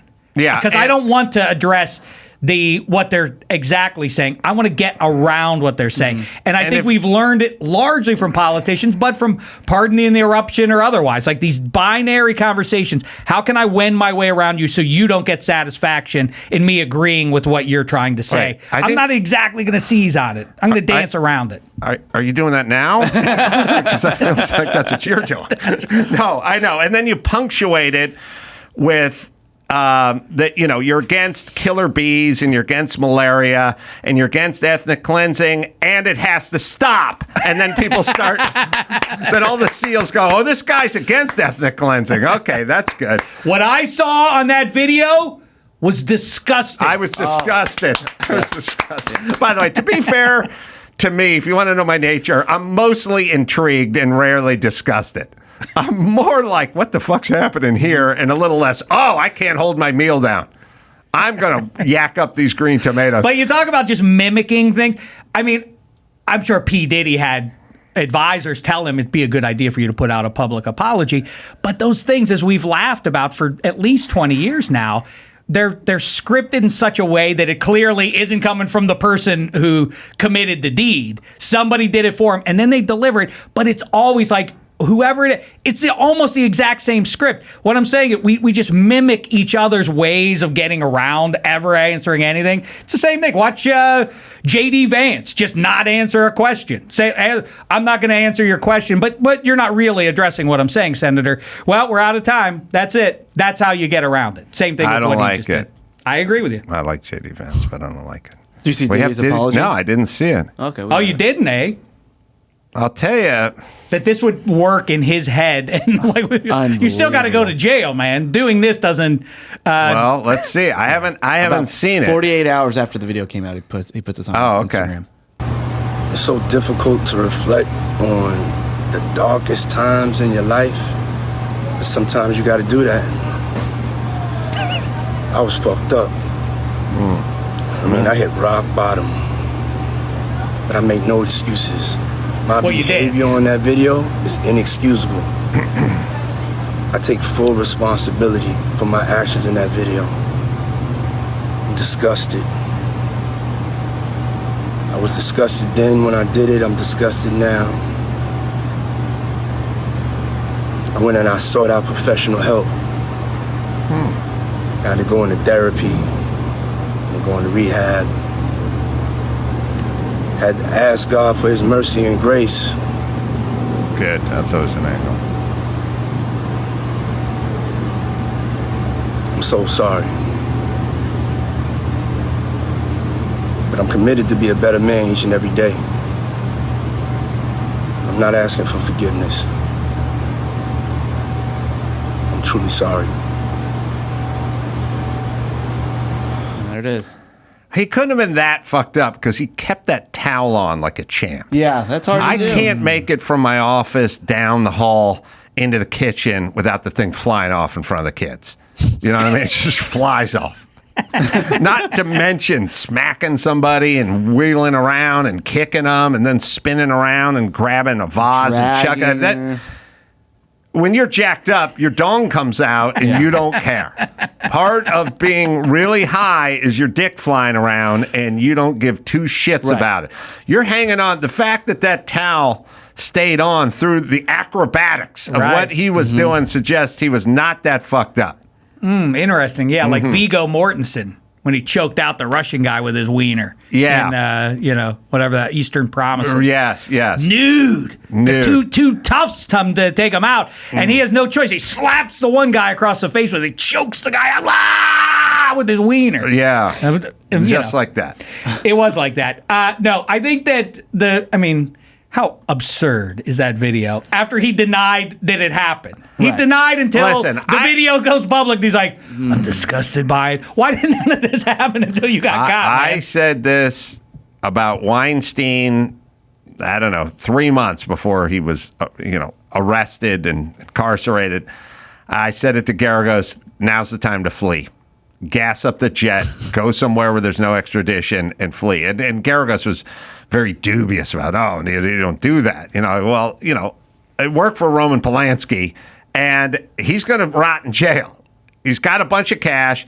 He's got a jet. Now's the time to pack up the cash and leave, because at some point he's going to go in. He's not coming out. And I'm kind of there with P. Diddy. I think it's time to flee. I think it's flee. It's time. It's time to flee.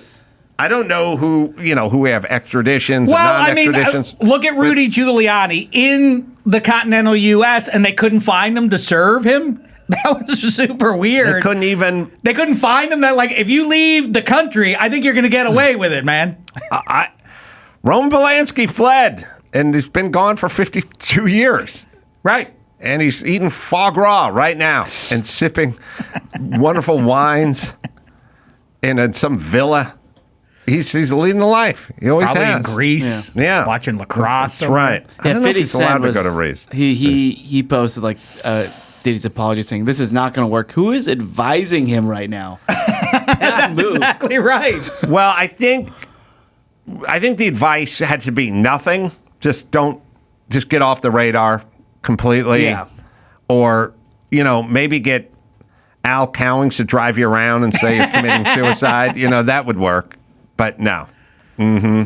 It is a great question. Who is advising him? Does he think that it's sort of like watching sports and thinking that guy apologized and he only got a 4-game suspension. Maybe that's not going to be the standard that the legal system applies to you, P. Diddy.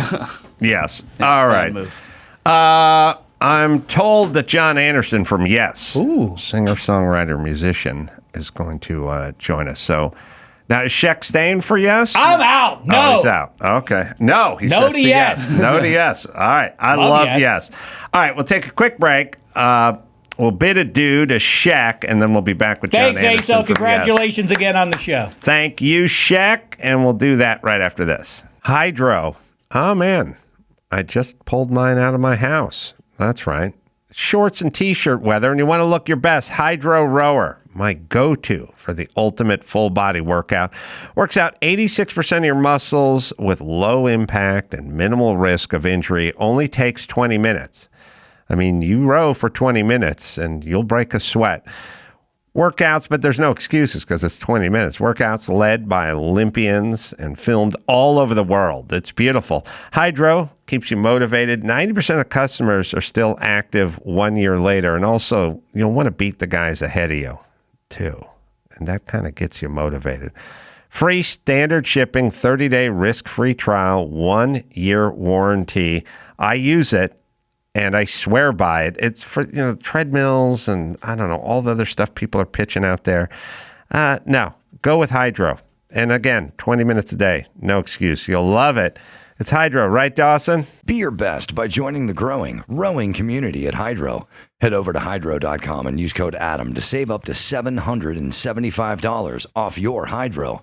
That's HYDROW.com, code ADAM to save up to $775. Hydro.com/Adam. Simply Safe. Spring. Fresh air. Fresh starts. Well, take a fresh look at Simply Safe Home Security. I've used these guys for years. Everyone here uses these guys. Dawson used them back when he had an apartment. Then he moved into his own home and he took the system with him. Named Best Home Security System of 2024 by U.S. News and World Report. Best Customer Service according to Newsweek. Blankets, your home with indoor and outdoor cameras, plus sensors for break-ins, fire, flood, and more. 24/7 professional monitoring. Less than $1 a day. No contracts. No long-term lock-in contract. 60-day risk-free trial. Don't love your system? Return it for a full refund. Simply Safe gave me and my listeners peace of mind, and you should have it too. Get 20% off your system today when you sign up with Fast Protect monitoring at simplysafe.com/Adam. Get that 20% off at simplysafe.com/Adam. There's no safe like Simply Safe. O'Reilly Auto Parts. Well, they're in the business of keeping your car on the road friendly, helpful service, and the parts people with the knowledge who know how to do maintenance and repair. It's so funny. I was just driving up in my old neighborhood the other day on Foothill Boulevard, and I saw the old O'Reilly I always used to go to when I lived in the neighborhood, and I was wrenching on my own car because I had to, because I couldn't afford a lease. I had to fix my own car. So they've got thousands of parts and accessories in stock, either in store or online. You never have to worry. If you're in a jam, they got your part. The team at O'Reilly Auto Parts can test your battery for free in or out of your car, which is very helpful. And if it needs to be replaced, they'll help you find the right one for your vehicle. Need your windshield wipers replaced, a brake light fixed, or a quick service? They'll help you find the right part, or they'll point you to the nearest local repair shop for help. Whether you're an auto aficionado or novice, O'Reilly employees are knowledgeable, helpful, and friendly. They're the professional parts people. So stop by O'Reilly Auto Parts today or visit O'ReillyAuto.com/Adam. That's O'ReillyAuto.com/Adam. It's time to check Adam's voicemail. On the topic of just how fat we've gotten, in 1961, Jimmy Dean released the song Big Bad John. And in the description of Big Bad John, it says, every morning at the mine, you could see him arrive. He stood 6'6" and weighed 245. 6'6", 245 is fucking skinny nowadays. You can leave us a message at 888-634-1744. Big Bad John. Jon Anderson from Yes is with us. Ooh. I'll tell you, if you listen to that song, Big John, a tear will well up in your eye at the end if you listen to it all the way through. John, very true. Your name John, so do you know Big John? Big Bad John, yeah, I remember delivering milk to that song and the Everly Brothers. Oh. And what was the one? 16 tons in the... Yeah, another day. Over and deeper in debt. Oh, my soul to the company store. Right. We all do. Yes. So, yes, I mean, I'm looking here and I'm surprised. I'm always such a big fan of the band, and I feel like you guys are so influential, and over 30 million albums sold, and Rock and Roll Hall of Fame, well-deserved. Formed in 1968. How old were you when it formed? 3. No, it was probably 20. I'm from 44, so 20. Yeah, 24. Hey. And did you guys set out to do something different? Because so many bands were just, they were influenced by the Beatles, or they took this sound or that sound. But Yes sounded completely different. Well, we have 5 guys from different parts of England. Most of the bands were from Liverpool or Newcastle, like the Animals, and then bands from Birmingham. They were all from Birmingham. We were from different parts of England. I was from the north of England. Chris was from the south of England, and so on. So you have different perspectives about music when we got together. I was working in a bar, a famous bar in London, scraping a meal a day. Working in this bar which was above the Marquee Club, a famous rock and roll club. So one minute you had Keith Emerson wandering in and his band, and then you had Richie Havens come in because he was doing a show in the Marquee Club, So that's how I realized there's so many different kinds of music going on at that time. A lot of it American, sort of, that kind of, I should have written some stuff down, but a lot of it was American-based because in the 50s in England, we heard this guy called Lonnie Donegan, who was an Irish guy, God bless him. And he would sing all these songs that were big hits in America. They were country and western songs. And that's what I was brought up on, country and western music. And then the Beatles came, like you said. And then we all got together to make music. And we all had different ideas, you know, and we stuck them all together with super glue. Yeah, it was a incredibly unique sound. And I would call Yes impressive. And I feel the same way about Emerson, Lake, and Palmer. Like, you would listen to Yes, you would listen to ELP, and you just go, well, those guys seem to be good at their instruments. Like, everyone seemed really accomplished. I should tell people there's a tour going on, Jon Anderson and the Band Geeks, Yes Epics, Classics, and more, and it'll begin May 30th at the State Theater in New Brunswick, New Jersey. And for tour dates and information, you can visit JonAnderson.com and find out when he's coming to a town near you. So, and Richie Havens, I think, had a rendition of Here Comes the Sun. Yeah. That was his big hit, speaking of the Beatles and Richie Havens, for those. Richie, we actually went on tour with Richie in Europe. When the band, Yes, started to stretch its imagination by going on tour. And we went on tour with, who's the other, Inagata-Davida, who did that one? Iron Butterfly? Yeah, we went on tour with them. And they were the first, you won't believe this, but they were the first band. We actually got to Belgium. We drove to Belgium, the band, in our car and equipment and stuff.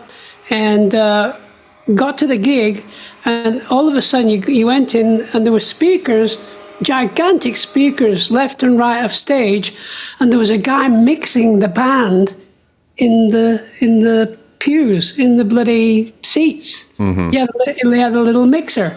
It's never been seen before in the history of mankind. So we just said, "My God, we gotta buy this off this band," and we did. We bought the whole sound system, so we were touring with probably the most sophisticated sound system in the world around England. That was Iron Butterfly's sound system? Iron Butterfly's sound system. Yeah, it was Texas Audio, something like that. And how was it opening for and playing with bands that may have been different than you? I mean, Iron Butterfly, Inagata-Davida is like one of the heaviest, scariest songs ever. And as I think featured in Silence of the Lambs or one of those movies. Yeah. And you got to go out and do what you do before they come out and do what they do, but their audience is in the audience of the theater. How was that? And then who've you opened for and who's open for you? Well, we thought we were good, you see. You were, yeah. We didn't care. We didn't give a damn. You know, we just wanted to do gigs anywhere. And we did one show. We actually did an album, third album, Close to the Edge album was on. And I was very interested in long-form pieces of music, as I was interested in symphonic music and stuff.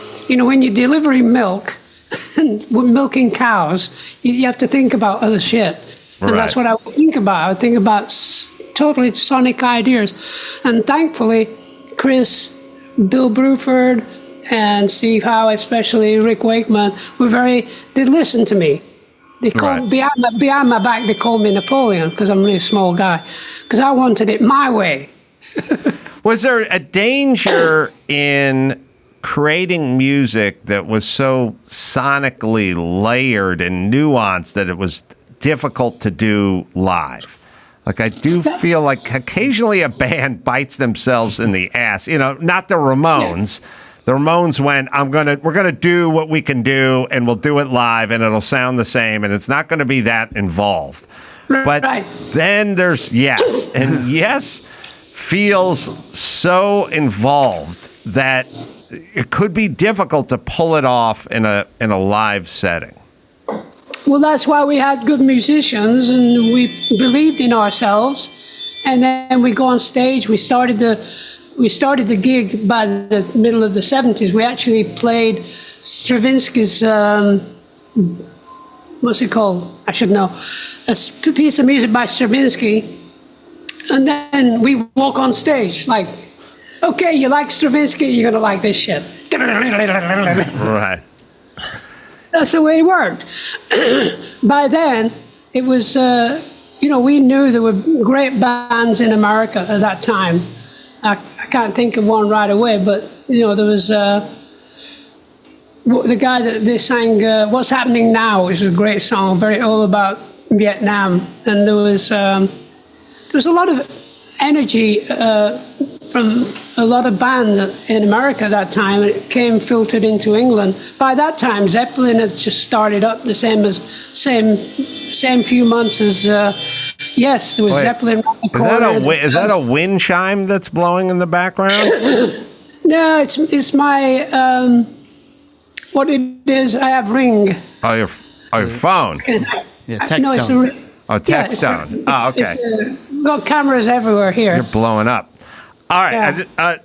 I'm trying to think of what Vietnam song, What's Happening Now song. Yeah, I don't think that's a song. It's got another name. Must be happening here. Oh, Crosby, Stills, and Nash? No, but nearly. Creedence Clearwater Revival? Nearly. I'll remember them in a minute. Neil Young? Yeah. Neil Young, one of the great songwriters of all time. So. What is that song, though? Buffalo Springfield. Buffalo Springfield. Buffalo Springfield. What's the name of the song? Well, it's called For What It's Worth. The first line is "There's something happening here." Oh, what's happening isn't clear. Right? The man over there. Yeah, I know that. But what's happening now? I didn't get it. Gotta beware. Right. Yeah. I know. Back when a good war would spawn, like a good unjust war spawned tons of great art. Yeah. Now it's true.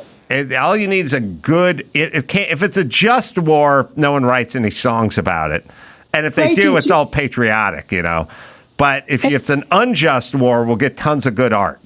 Yes, you're right. Thank God. Now all we have is confusing wars, and then we can't write songs about them because we're not exactly sure what's going on. Nobody will touch them. No one will touch them. Right. It's true. It's very true. So when did Yes come to the States first? It was we came on tour with Jethro Tull. And we didn't know that Jethro Tull were big band in America at that time. And we just started touring with this band, Jethro Tull, Jon Anderson on the flute and everything. And they just had a big hit record. So we're playing in front of 10,000 people. It was freaky. We were used to playing in 200 or 300 people. Right. And so I was very shy at that time what I was doing to do. But we had a good time. Tull is a great band. Yeah. Underrated, possibly. They're in the same ranks as like Emerson, Lake and Palmer, which is a lot of people aren't even familiar with a lot of their work. But if you're into music, you should be into Jethro Tull, just like you should be into Emerson, Lake and Palmer. Yes, you know about. But some of those other bands are a little further off the beaten path. But is Jon Anderson a weird guy? I could never get he seemed like a maniac to me. He was a sweet guy, very shy, very quiet. But I watched him on stage, the first gig in Canada, and I couldn't believe what he was doing. He was entertaining everybody by doing his flute and then dancing around, But then I saw him the second show that we did with them, and he did exactly the same. He choreographed everything. He was a very smart guy. Yeah, it was always great because he'd be attempting to play the flute and sing simultaneously, and you could hear him like grunt, That's a lot of breath work. He's going, like it was really. It's one thing to play the banjo and sing, but it's another thing to play the flute and sing. But I love that era. I love all those bands, and I love them because I love that everyone knows they've mastered their instrument. Damn right. And I guess you get that much better just playing every night, right? You got to be good, or else you got to be good. That's all there is to it. I was very I get the whip out and, come on, you suckers, let's get on stage and kill them. But I remember doing a show with the Kinks. Can you imagine the Kinks? Yes. They were top of the bill. And then we were middle of the bill. And the band that was opening up for that show, my Vishnu Orchestra. Wow. Unbelievable. Me and Chris just stood there when they were rehearsing and we went, fuck, we got to rehearse more. They were seriously good. My Vishnu Orchestra. Wow. And how were the Kinks? Well, the Kinks were funny because we did the first show with them, and Ray Davis, sorry, I got a cough. Ray Davis came over and said to me, Anderson, I said, what? He said, you're on for 50 minutes only, don't forget, 50 minutes. You don't go over 50 minutes, right? And I said, okay, all right, don't pressure me, you know. And so it's our first gig in New York, actually. And we're playing away, and the audience are digging the band, you know. We're doing fragile music and everything. And very interesting how you get to a point, and I looked at Chris and said, the gardener's outside. Yeah, the leaf blowers, between the leaf blowers and the ring, the texting, it's very rich and layered though what you're doing. But yeah, I know they haunt my world. The leaf blower does. So Ray Davies says 5-0. You get 5-0. Right. Don't forget. I said, okay, Ray. Screw you, you know, I thought. And then we're playing, and I looked at Chris, I said, we got one, can we do Yours Is No Disgrace? He said, no, we've only got 2 minutes left. I said, come on, let's do it. Yours Is No Disgrace, which is 7 minutes long. Mm-hmm. So we start playing, dun, dun, dun, dun, dun, and we used to get it done, and then all of a sudden our amps go off. And wow. Ray Davies standing at the end of the stage with a plug in his hand, he said, Anderson, I fucking told you. Wow. He pulled the plug on us. Well, that's rock and roll, I guess. Yeah, you learn by your mistakes. Yeah, the Kinks seemed like, I don't know, troubled or something. Yeah, they were great. But they were fun. Oh, yeah. They were one of the great bands. Who else do you recall from back in the day? Either you'd open for or they'd open for you. Blimey. I remember seeing you and Dr. What's his name? Dr. Drew? Dr. Drew, we love your show. Oh, wow. Me and my wife, we loved it. Wow. I wasn't looking for a plug, but I'll take it. No, that's good. And so as you go along, you go on tour, you know, there was one time tour when we were pretty big at that time. It's like Close to the Edge album had done very well. And this band called the Eagles were opening up for us, and they were from sort of Wichita or something, like country western band, you know, country band. I don't know who they are. And but man, they were really sweet guys. So we had a good time. You know, we did about 10 shows with them, and they were good. And we kind of like say, and then we you know, me and Chris said, well, why don't we? Before the last show, why don't we take him out for dinner, you know? So we invited him out for dinner. We all had pizza and beer and had a good time, you know? So then we did our last show together, and they played their opening act, because they were opening act. Mm-hmm. They did have a record deal, actually. And so we went on and did our show with strobes and laser beams and shit like that, you know? And then afterwards, we came off stage, and it was so black. Everything was black backstage. All the lights had broken or something. And what you have is two guys with flashlights, you know, going, hey, guys, come on, follow us. There's something wrong with the lighting. Can you come with us, okay? And we said, okay. And we all followed them, like, backstage, going in and out through the corridors and everything. And it was perfectly black. And all of a sudden, we felt like we were in a big room. And the lights came on. And there was a big table with all these cream pies, and the Eagles were standing there with cream pies, ready to throw all these cream pies at us and start throwing cream pies. Wow.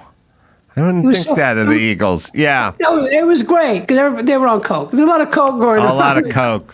I heard a rumor that Phil Collins was thinking about auditioning for Yes, but then you had already found a drummer. Yeah, Phil was a good friend at that time. He had a band with an old friend of mine in London, and sweet guy, very, very talented guy. And I have a story about him if you want to hear one. Sure. So around the corner from the Marquee Club, there was a record shop, really good record shop. And it was run by this really nice guy. And I'll remember his name in a minute because he actually became Virgin Records. What's his name? Oh, Richard Branson. Richard Branson. Wow. So Richard, I got on with Richard, and so one time I bumped into him at a bar or somewhere, and he said, "What are you doing?" I said, "Oh, I'm just down in south of France, and I was recording an album." And he said, "Well, I'm looking for acts, for Virgin Records. Would you like to sign for Virgin Records?" And I said, "Yeah, I'd love that," because there were nothing at that time. And he said, "We've just signed this guy, and he knows you, Phil Collins. We just signed him." So the first two people he signed were me and Phil. Wow. So I was writing music about the fairy kingdom, of which we all know about, but we don't talk about, the Devic world, which is kind of an amazing understanding of this world that we live in, and we don't seem to understand. And so I was very interested in doing that. Plus, I was writing a musical about a beautiful guy I just met in the south of France there, a guy called Marc Chagall, Russian painter. I didn't know who he was, but I met him on his 90th birthday. And so I just thought, I'll write some songs for you. And I went to his house and looked at all his paintings. I thought, my God, this guy's good. So I wrote a couple of songs and I started writing a musical. And one of the things that I did with the Virgin Record guy, I forgot his name already. Richard Branson. Richard, he said, well, Richard had this thing. He said, "Look, I'm going to give you 75 grand to make this whatever you're doing. And if we don't like it, you got to pay me back." I said, "You got a deal." So it was that time where it was a lot of punk in London, a lot of Sex Pistols and all that kind of thing. Yeah. And I was down in the south of France creating a marvelous piece of music, I thought. And they sent these two punks to come and listen to my music. And of course, they had dark eye makeup on and everything, two guys, And they sat there, and I knew right away, within 5 minutes, I knew they were bored. And I just knew that I had to pay the money back, Oh, yeah. Yeah. But I just said to Richard, "Don't worry, it's only money. You'll probably make a lot of money out of Phil Collins." He said, "I hope so."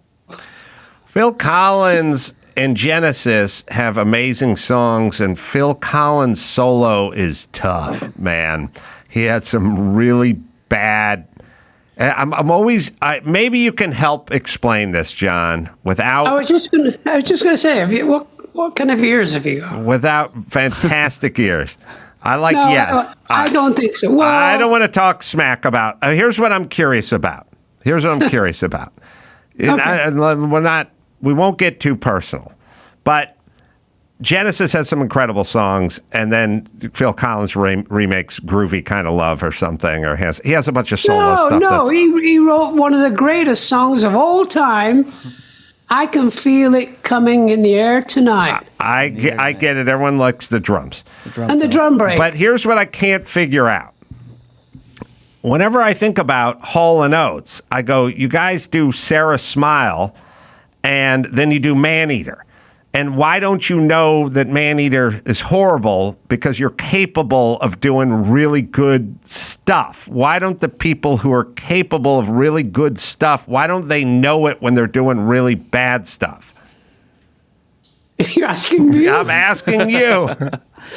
What kind of deal is this? Well, they know it. They have to know it. Like when they're in the recording studio and they're going, we're going to do adult education. And it's like, wait a minute, we did Sarah Smile 6 years before this. Like, I know what good music it's good is. Yeah. Do you know it's bad when you're doing it?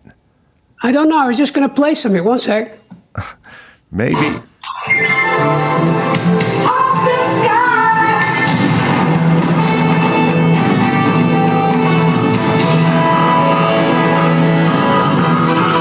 This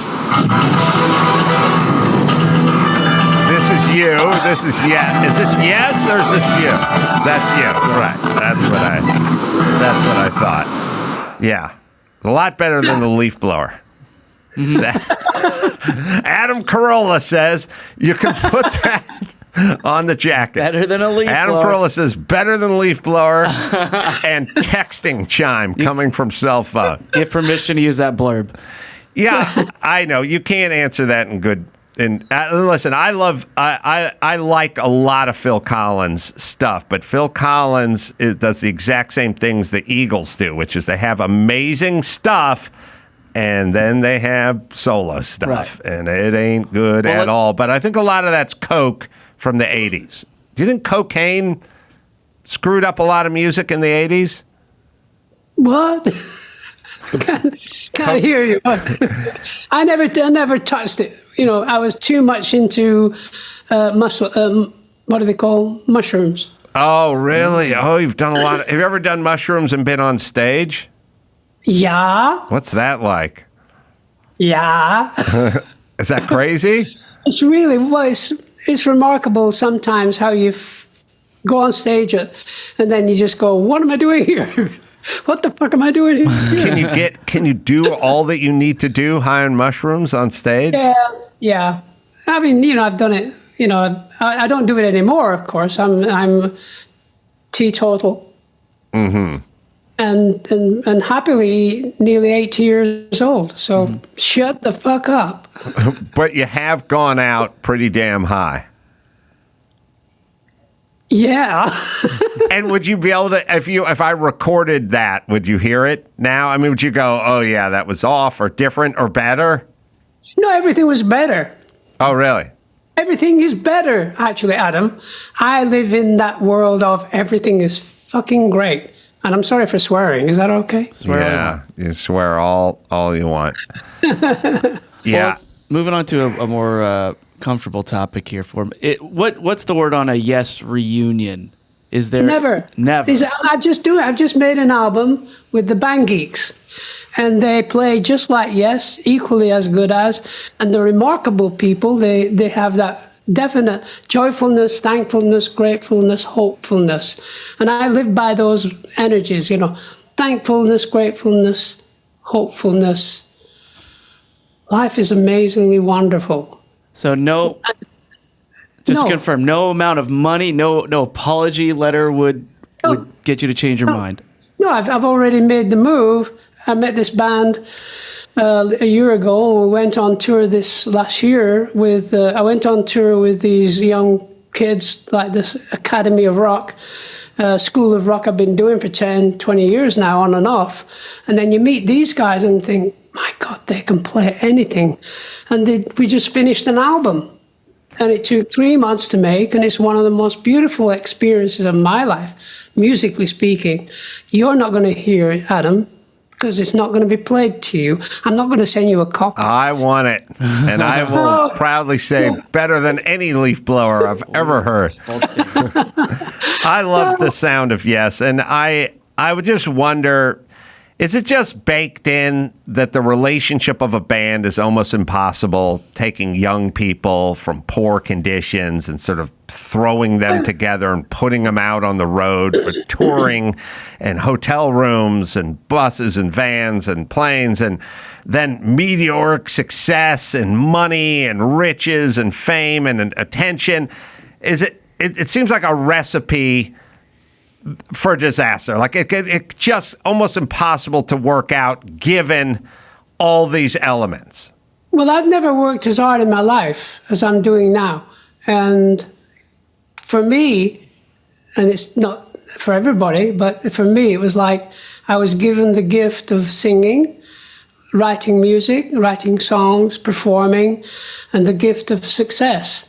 And I cherish it and enjoy the idea of making anybody who likes what I do enjoy the next thing that I do. And this new album, True, True, is all about the truth of where I am at this moment in time.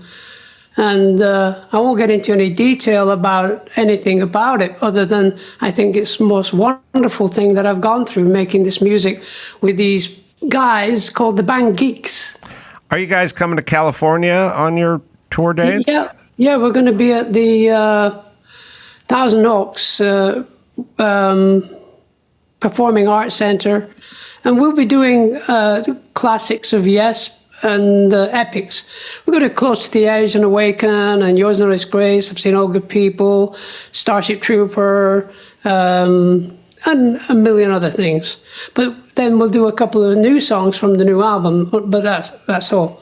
But we'll save doing the new album tour will be probably next spring. Well, I'd love to come out and see you. Chris maybe has a date there. August 16th. August 16th. All right, I'm going to see where the hell I'm going to be. Try to work that out. Jon, I'd love to see you and perform live, obviously. Do with the Band Geeks and Yes, Epics, Classics, and more. And what you can do is you can go to Jon Anderson, no H, jonanderson.com and find out all the dates and all the tours. And I'd love to come see you out in person, Jon. Excellent, Adam. I could wave at you. Oh, I would be so thrilled. I'll be on my boyfriend's shoulders with my shirt off, so you'll be able to spot me. You'll know exactly who I am.